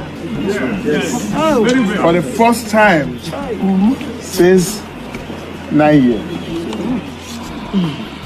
Now, you go to Olu, You see killings in Olu, that even the Air Force fighter jets, for the first time in history after the war, would come round Olu. You see, yesterday alone, 10 houses were burnt in Oguta. Every day, people are being killed in this state. People are being... Hopeless Uzodigba asked Bokwari to please provide him enough military to go after his own suspected political enemies that will make it impossible for him to spread the goodies of the APC in Imo State. In Oguta, something happened in 2021. That was 2021. And what was that? The Nigerian army, who have been destroying properties across Olu Ozu, in the name of looking for the IPOB. I mean, if you are fighting people, maybe they will be shooting you too. But rather, a coordinated military operation that lasted for hours, including that of military aircraft, fighter jet dropping bombs, like dropping bomb on the people of Olu Osu. It was hell. So, what did they do? They said they encountered unknown gunmen, according to them, and then the unknown gunmen escaped. In anger, the Nigerian military, Nigerian soldiers, to force their own narratives on you. But Nigerian soldiers, Nigerian army, they did this, not terrorists. Nigerian army, it's like they are coming, and they said they encountered unknown gunmen. So they kind of like pushed the unknown gunmen back. Then what happened after? In anger, they just burned the properties of everybody in that area, like terrorists do. Yeah? And that was what gave us the full kind of like evidence of the repentant terrorists they have recruited into the Nigerian army. No sane soldier, no sane military will do this. Their intention is not to provide any security in eastern Nigeria. Their intention is, in fact, their mission is to aggravate insecurity in the place enough to justify all of the state-sponsored killings that were to happen in eastern part of Nigeria. Listen, Nigerian army, again, did this unprovoked. In all. Jesus. Hey! Hey! Jesus. Jesus. Hey! Hey! It is God Almighty. It is what's up. Oh my God. Hey! Hey! Come and see what I've done. I made a mistake. She will go for 9. I made a mistake. She will go for 9. Hope I made a mistake. She will go for 9. Look at what I've done in our junction. Everywhere is ablaze. Hope I lazy email. Hope I lazy email. Look at people's house on fire. Yes! Don't come closer to the police station for explosion. Look at it. Look at it. Hope the bastard. Hope I taking on my swear. Hope I taking on my hope. Look at people's house. Hope the bastard. I'm going to hope Namma. I'm going to hope Namma. I'm going to hope Namma. Look, imagine. Nigeria army and Abelobodo be set everywhere blaze. So what happened? Nigeria army, watch I numere. Watch here. Everywhere is ablaze. They do London matter about local. Which can go from Kaiwan and Obodo? A lot of them on Obodo. Ogoban feature as a problem. If I am maybe say baga this feature, I want a problem. Look at people's house. Look at Nigeria army. Hello? Look at it. I mean, they have spent so much money. You just saw that, right? They've spent so much money to convince you that the reasons why the eastern part of Nigeria is unsafe was because Nnamdi Kanu is asking for Biafra. They said Nnamdi Kanu has radicalized the young people of eastern Nigeria, and that is why the Nigerian soldiers, the Nigerian government, they got provoked that they have to create the scene of violence, of war, on the same people they are supposed to. I mean, I do ask myself, by the way, like, as an average Nigerian soldier, right, if they post you to eastern Nigeria, do you always feel like you are going there to a strange land as a Nigerian soldier? Do you go, when they post you to eastern Nigeria, do you automatically feel like you are going to a different country, a strange land? Because that's the way I see it. They just see everybody as IPOB. They see everybody as those who want Biafra. Nobody is spared. There is no professional, nothing. They go there like they are going there to fight combatant enemies. And I don't understand. I don't. Like, as a soldier, I believe that professionally, when somebody, if you are not really shot at, or if you don't see that somebody is holding a weapon, there's no point in you getting mad and killing them. So they did that 4 years ago and more, even worse. Villagers who are there in their own quiet communities, they will suddenly start hearing gunshots. These are not terrorists, though, Nigerian soldiers. They will start burning their properties. They will start, it was so hot, so terrible, that the Nigerian media that are supposed to be reporting this whole thing, they were in on it. Because it's all IPOB, IPOB, IPOB. Because they were telling the people that they are killing them because they are supporting IPOB. They want them to renounce them. They want them to come out and say, I hate IPOB. Just like the same thing they did during the Civil War that caused so many people to deny that they are Igbos today in Nigeria, united Nigeria, ununited Nigeria. If you tell yourselves the truth. The criminal politicians who are the, the brain behind the entire criminality, the terrorism and all of that, they are behind the killings of their own people. All they needed is just to put up a scheme and target the cause, the reason why they are doing it. Because they want to protect you. Yeah, we need to protect all of you. We are doing our best. All these people, we are killing them because we want to protect you. But logically, they can't really protect you. You know, fortunately. In Lagos, people who have, who have worked all their lives to become property owners, legitimately, they came under the attacks of the land grabbers who have the state government's connection. But before we get to that, I want to quickly remind us, if this is the first time of watching Maiyegun and you probably love what you have heard so far, you can subscribe to my channel, by the way, and to the rest of you who are the Templars. So we call this place the Temple of Truth, and others are already calling it the Temple of Undiluted Truth. Temple of Undiluted Truth, TOUT.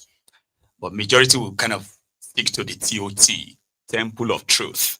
So it can be uncomfortable truth, undiluted as well. So if you feel comfortable today and you still want more, subscribe. So dear Templars, with this number, we should have more than this offering, which is the like. So please like the broadcast if you haven't already. Yeah, please. And then share it. So before I go to Lagos, Werewike was on the channels this evening, still pretty much on this issue of insecurity that has prompted the American government to, threaten to act.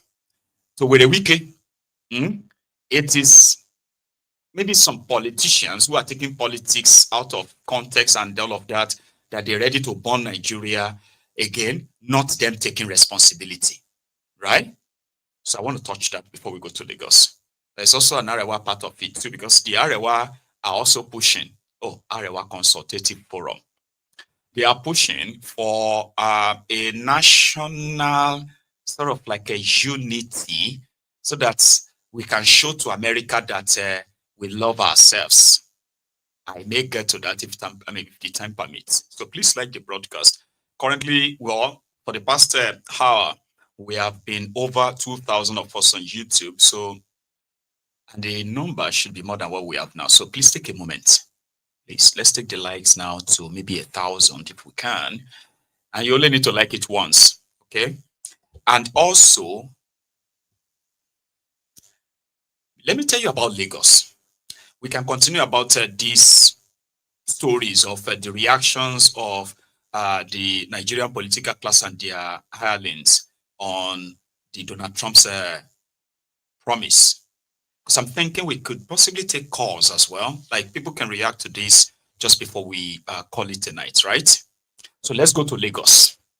Yeah, people who struggled all their lives to own properties had all this, taken away from them without a penny in compensation. So they've been protesting.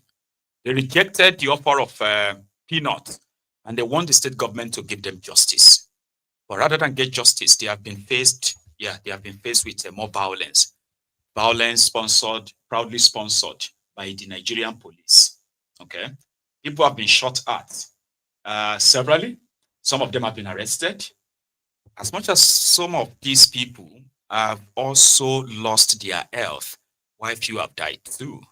In all of this, Lagos State government kept saying that they are not aware, they are not involved. The land grabbers, as well as the Oba of the area, they are still enjoying their power. However, Omoyele Sowore, who promised the people of Oworo, that won't be the first time that they are facing these same challenges. This is not the first time they are demolishing their houses in that place.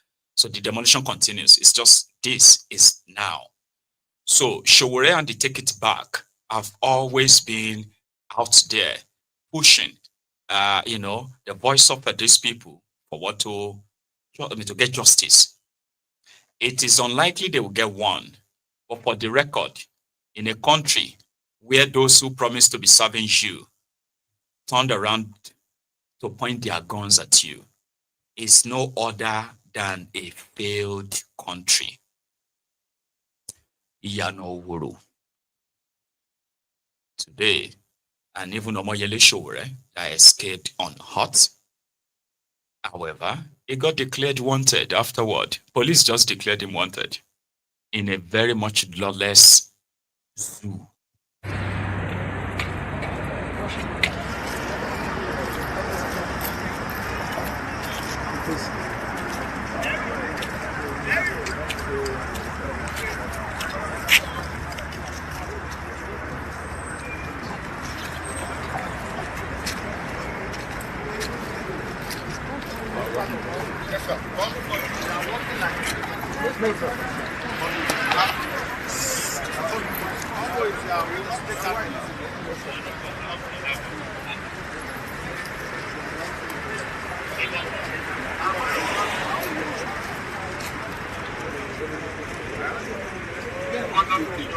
Jẹ́ kó wá ṣe hàn wá lónìí. A ò lè máa kú sínú ilé. Àwọn ọmọ wa ti kú. Àwọn aboyún ti kú. Àwọn bàbá wa ń kú. Àwọn ìyá wa ń kú. A ṣetán láti kú sínú ilé mọ́.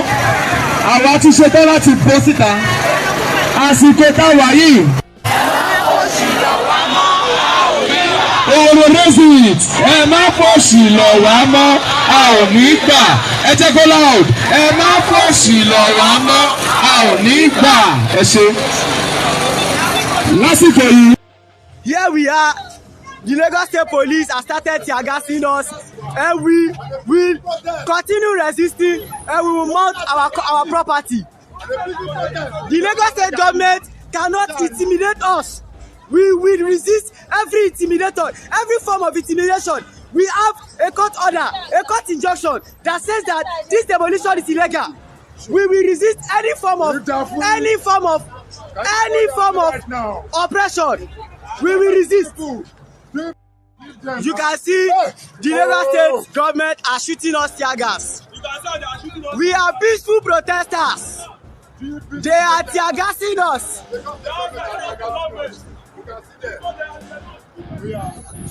This is what the Lagos State government are doing, right? No problem, no problem, no problem. You can see we don't have government. We don't have government. This is someone who báwo lè ṣẹlẹ̀. Ọmọ tí a ga sí mi mo jókòó sí. Nínú ilé àbí. Nínú ilé ni. Because I was it for protest and look at his face. Come close. Mo kàn jókòó ni mo kàn gbọ́ gbà. Look at his face, so look at his face. Ẹ wo camera. Look at his face, so. Just in his room, in his compound. For my compound, in his compound, you can see this is live at Oworo. He didn't even join the protest, so he does not even know what's going on out there. You can see his face. Welcome to the North Korea of Africa, where Tin O-bung is your own supreme leader. Prior to the arrival of Moyele Shore, that's what prompted the police to mobilize their own officers in order to stop the protest. Go back home, but we don't have home anymore. Go back to your state. We are from Lagos State. Okay. Just go and find any other under bridge. Anybody, just leave this place. Don't complain anymore. When Showore landed, it was the same fire. But again, he managed to escape or not because they intended to possibly really hurt him. Watch this video.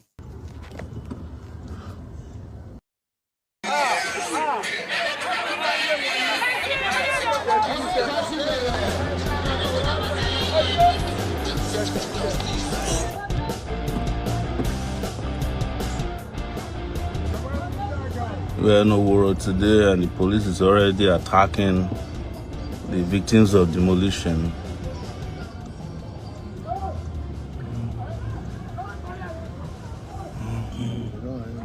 Did they arrest everybody? Yeah, okay.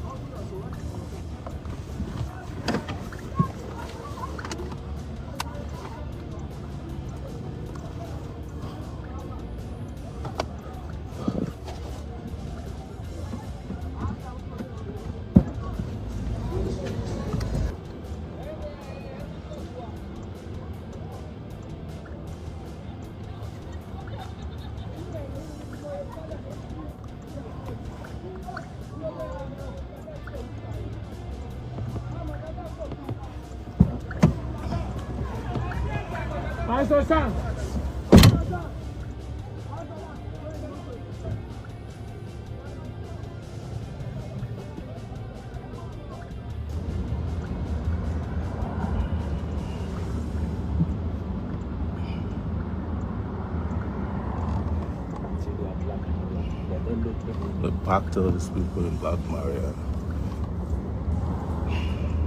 Sit down. Ready to kill people who they have demolished their houses. Very sad. Very sad. Folks were just coming from Oworo.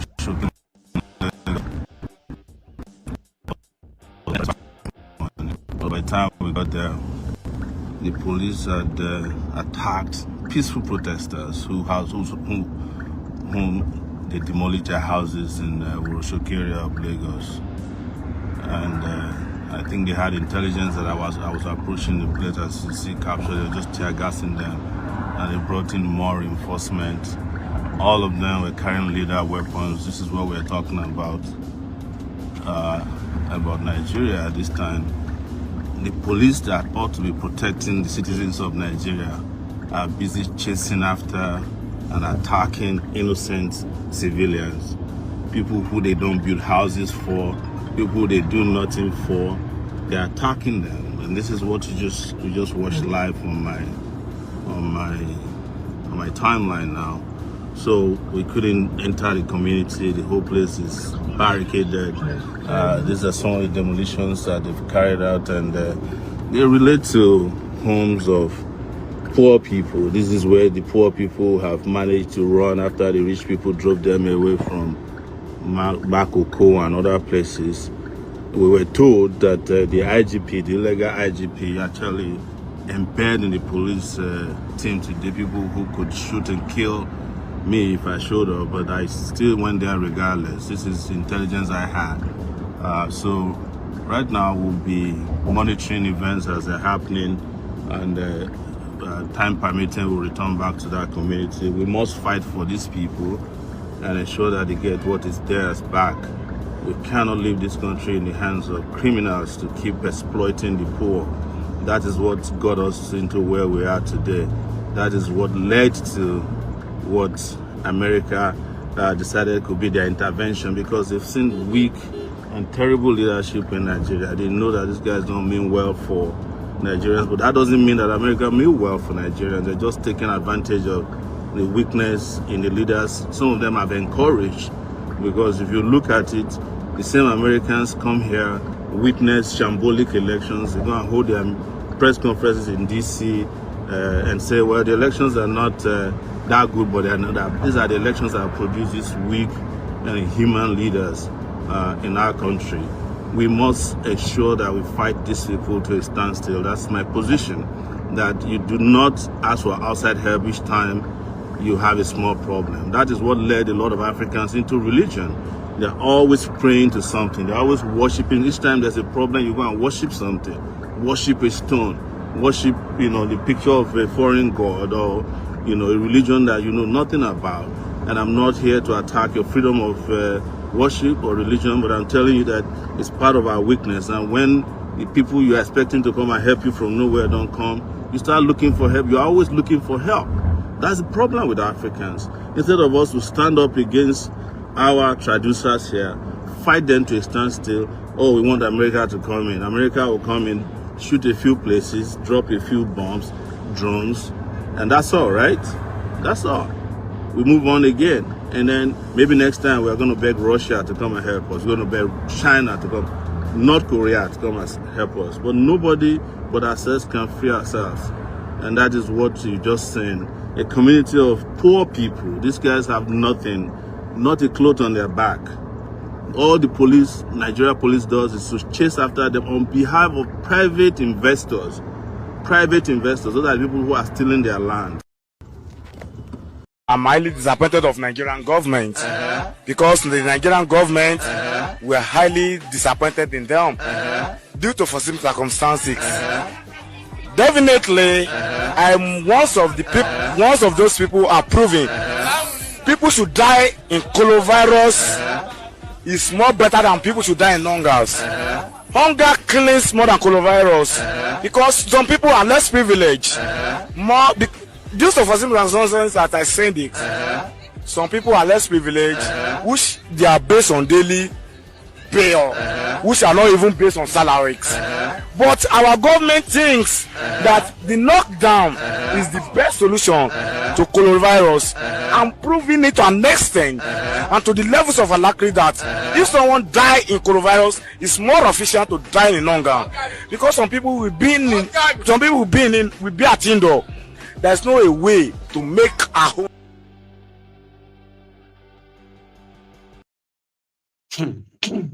Thank you. Sure. I mean, when you talk about people standing up, for instance, Shure has been standing up against these guys for over 30 years of his life. He's still doing it even when he's in his 50s. And guess what? We are still asking people to stand up and join and stand up and all of that. But people can't. Or they just won't. What is that thing that will likely motivate them to collectively face these rogues like Shure proposes? Because everyone, the only thing that is evenly distributed in Nigeria today, right, is the shege. The shege that these criminals are unleashing on everyone is like equal. Depends on possibly your body size. You know what I mean? So the shege affects everybody equally in a different kind of settings every day. An unjust system is not just going to deal with those who are criticizing it. It also deals with those who are even enabling it, supporting it. Their policies are anti-human. The greed of these criminals, right, is so much, right, that Charade proposes and said the only way that people can lead a normal life in that contraption is when you you join hands to stop feeding the greedy and start feeding or tending the needy. In the case of Nigeria, 147 million Nigerians are falling into what they call the multi-dimensional poverty. Do you want me to explain what is multi-dimensional poverty to you briefly?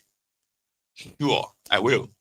Now, multi-dimensional poverty is something that, you know, a lot of you, ordinarily when you hear the word poverty, is the lack, the wretchedness, the, you know, dirty, lack of food and all of that stuff. But multi-dimensional poverty is more than that. It is described as the level of poverty where people have no access to stable electricity. You have no access to motorable roads. You have no access to quality education. You have no access to quality health care. You have no access, right? I mean, you are suffering insecurity. Now, if you take a look at all of this, you realize that a chunk number of Nigerians falls into this category. And that is why I better pass my neighbor seems to be something. If the government fail to provide electricity, get a generator. If they fail to provide clean water, drinkable water, dig your own borehole.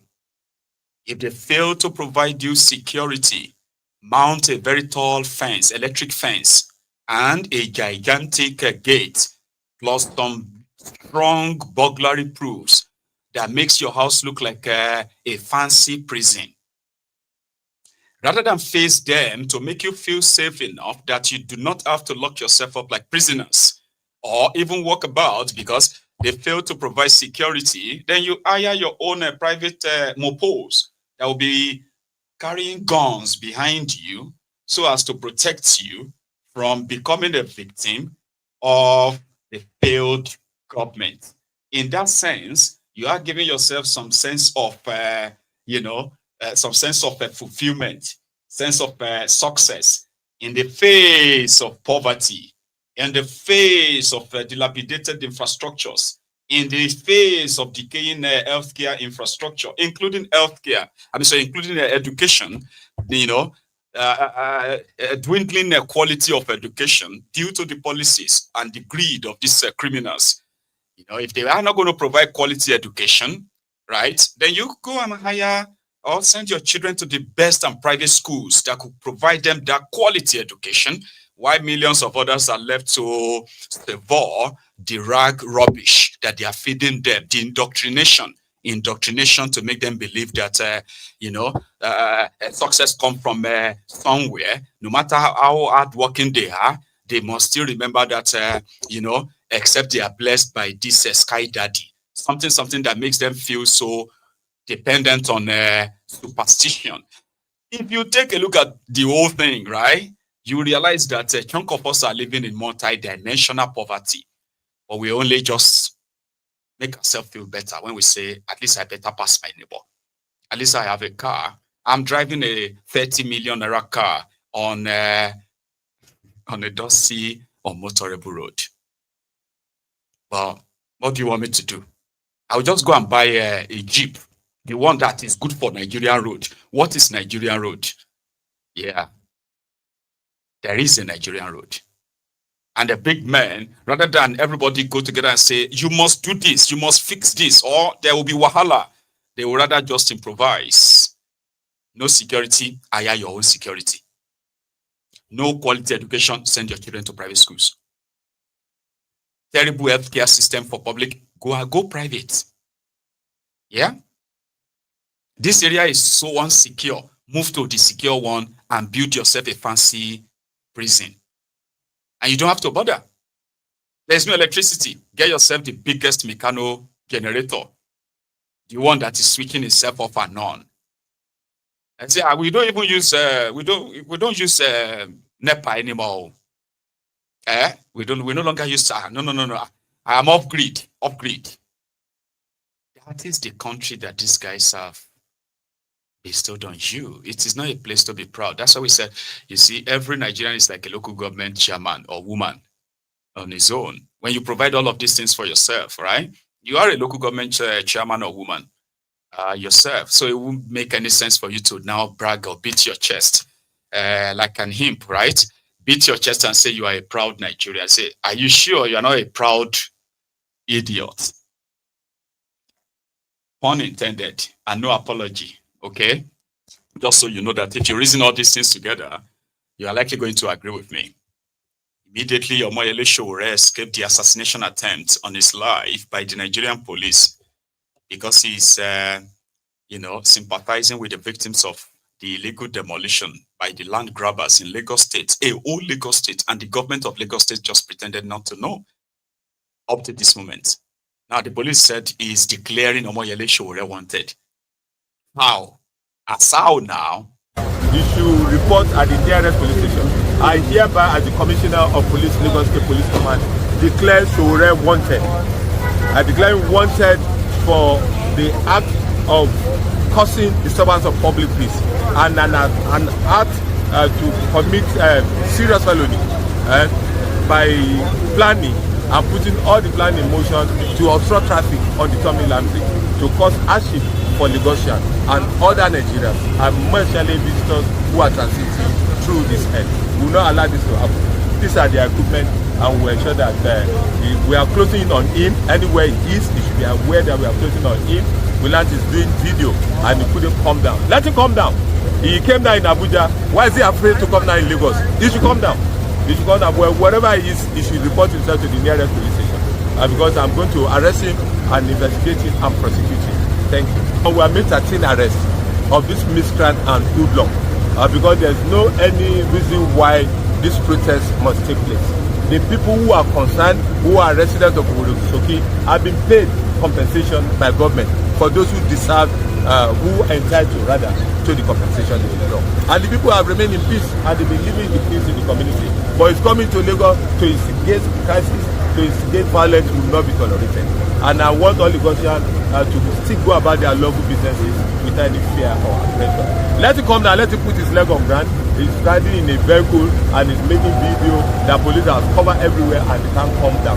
It's the same way police cover everywhere that I came down in Abuja. Let him come down here and you will see the wrath of the law that will equally be enforced.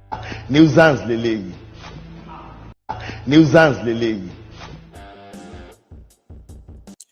That is the Commissioner of Police in Lagos.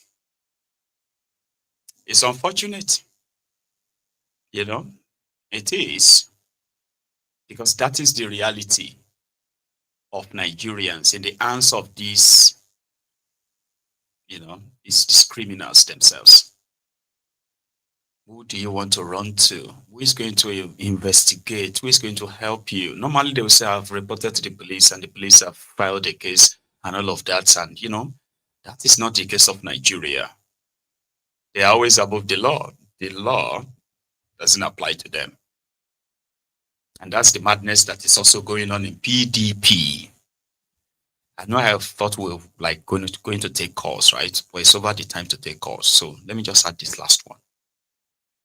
Yeah. Right.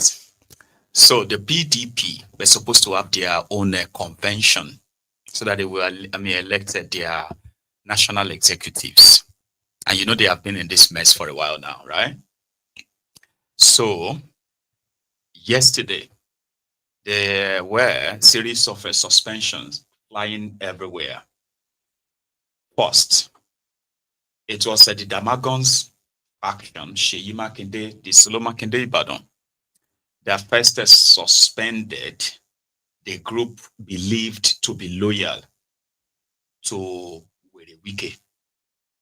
At the moment, the Werewike's men got the wind of that, they granted their own press interview or press release by debunking that suspension and then announcing their own set of suspensions, in which the national chairman was suspended, among others. Again, they also took theirs even further by taking over the PDP secretariat with a brand new national chairman acting. So the drama took place in the Awadata house today. They eventually gained the entrance, but first, outside when the old drama started, in which another guy has been announced, like I said, as their chairman now. So right now, PDP have 2 chairmen, and the drama has not even started yet.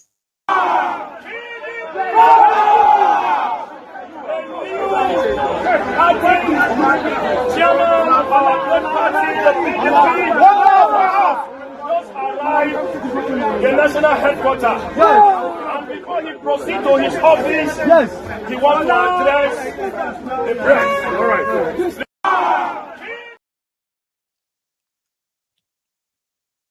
As a new chairman, according to them. And indeed, he was led to his office where Ayahu, the guy that was suspended by the other faction, is their national secretary. So he was there, still as the national secretary to the new acting one. So right now, it's official that they've gone rogue. And they have already written the INEC, Tipnubu's INEC, to recognize them. And Solo Makinde and others, they are not PDP people. So, they are new acting chairman. So you know that that's going to be another drama tonight or tomorrow. But the one for today, PDP. PDP want to speak. Go ahead. The National Secretary of our distinguished the members of the working committee that are there, the executive committee of the party, the state chairmen of various state chapters, and zonal officers that are here.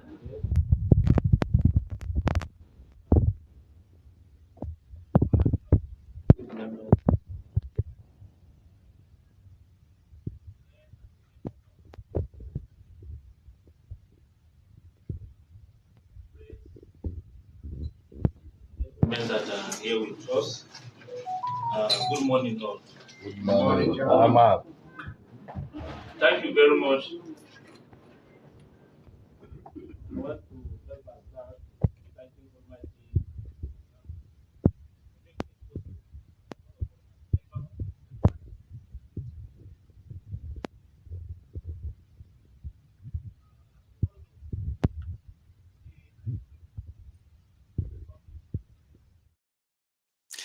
Make us save on the stress. Let me replace that with something else. So that's the drama about the PDP. So you expect the follow-up tomorrow, and the one after, and then after. Yeah. As much as these Americans' interest in the killings in Nigeria seems to be taking every inch of the Kolu and this gang as we speak, well, they are still doing politics. In Bayelsa, a few days ago, their governor resigned from PDP, Diri Dioye. However, it took his time to, not like others, to announce where he was going. But everybody knew where it would be ending, right? Where he was headed. So it was APC, Ebekebe.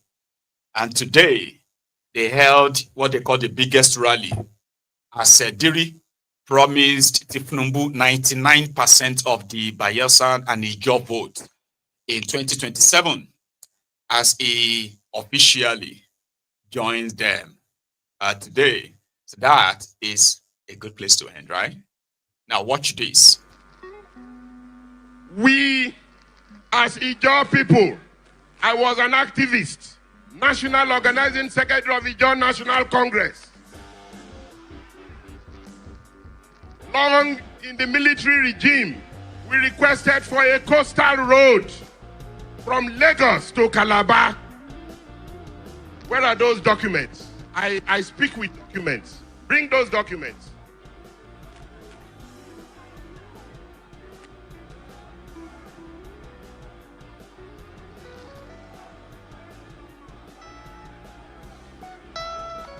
Listen, memorandum on the demands by the Ijaw ethnic nationality submitted to the head of state, Commander-in-Chief of the Armed Forces, General Abdulsalami Abubakar, by the Ijaw National Congress. Number 1, Agri Road, Port Harcourt, Rivers State.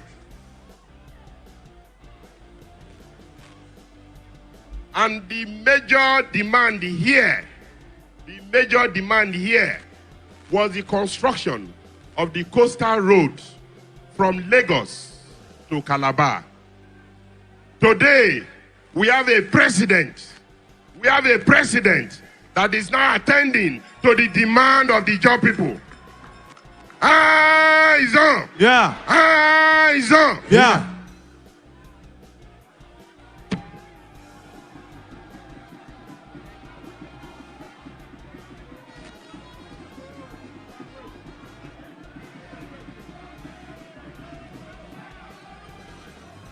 I don't care how much the coastal road will cost. I don't care, but a president has come to realize that this coastal road is important to the people of the coastal area, majority of whom are Ijaw people. Are we going to leave that type of man? Every other person in Bayelsa. So on the 15th, I announced my resignation from the People's Democratic Party. And I ended up by saying, for obvious reasons. Now today you will hear some of those obvious reasons. Eyes on! Yeah. Eyes on! Yeah. Excellency the Vice President, here you see it's not just Bayelsans alone. There are Ijaws from Delta State in their numbers who are here. There are Ijaws from Ondo State in their numbers here. There are Ijaws from Edo State in their numbers here. This defection is not a Bayelsa defection. It is his own nation defecting to APC.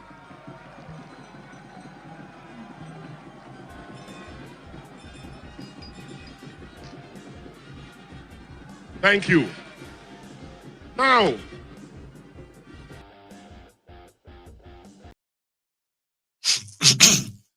that's good luck. Jolantan's State. Bayelsa State is meant to be one of the richest states in Nigeria. A state that produces over 250,000 barrels of crude oil daily. Its contribution to Nigeria's crude production. And a state that, makes so much money that when you walk through the state, you have no other, probably other thing than to curse these rogues with what they have done with that state. But of course, politics, the highest employer of labor. So politics is booming, even if other things are not. Abi? Akwabiole. Things are getting better for Nigeria. Things are getting better. For Asiwaju is on the throne. Things are getting better. Things are getting better. Things are getting better. Mr. President, things are getting better.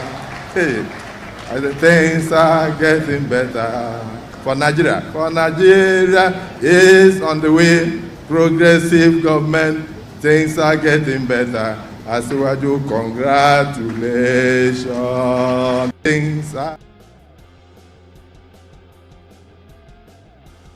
Things are getting better, he said. So thank you very much, everyone, again, for another wonderful evening. I believe you had a great time. If you did, please like the broadcast before you leave, all right?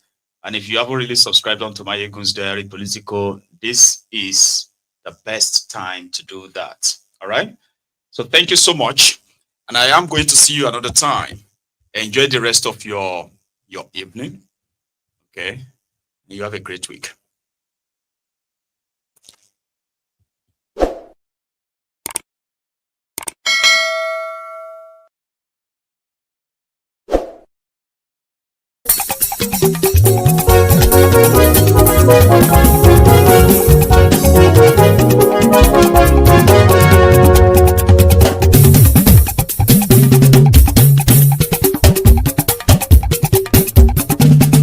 Maiyegun làwa mọ̀ làmọ̀ tó dòdòdò. Maiyegun diary Nayibi #1. Maiyegun làwa mọ̀ làmọ̀ tó dòdòdò. Maiyegun diary Nayibi #1. Maiyegun ti dé o ọ̀rẹ́ ara ìlú. Maiyegun diary Nayibi #1. Lórí Facebook lórí YouTube. Maiyegun diary Nayibi #1. Gbogbo bó ṣe ń lọ ni Maiyegun já wa sí. Maiyegun diary Nayibi #1. Àṣírí ọ̀jẹ̀lú kì í bò níbẹ̀ o. Maiyegun diary Nayibi #1. Bó bá ṣe eré àní Maiyegun máa wí. Maiyegun diary Nayibi #1. Ó sì tún ṣe eré wàá gbọ́ níbẹ̀ o. Maiyegun diary Nayibi #1. Maiyegun diary Politico. Maiyegun diary Nayibi #1. Godfatherism kò sí lọ́rọ̀ Maiyegun. Maiyegun diary Nayibi #1. Ẹ farabalẹ̀ sẹ́ o kẹgbọ́rọ̀ lẹ́nu o. Maiyegun diary Nayibi #1. Àní Maiyegun làwa mọ̀ tó dòdòdò. Maiyegun diary Nayibi #1.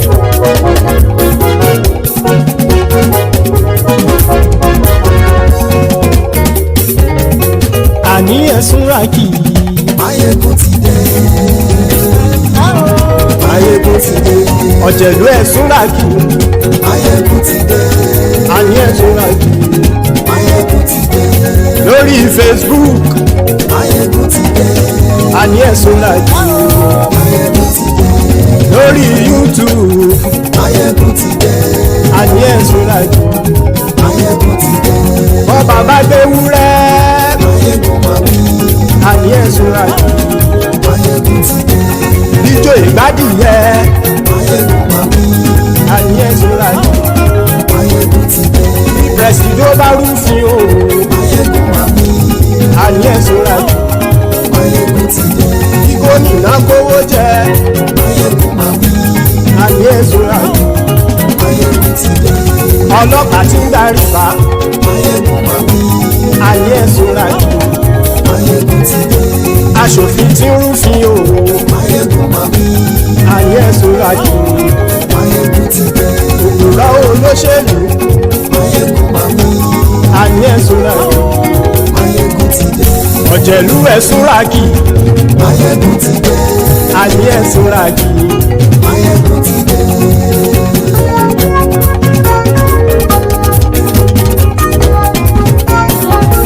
Maiyegun ti dé. Gbogbo ọ̀jẹ̀lú ẹ̀sùn ràkì. Maiyegun ti dé. Gbogbo ọ̀jẹ̀lú ẹ̀sùn ràkì.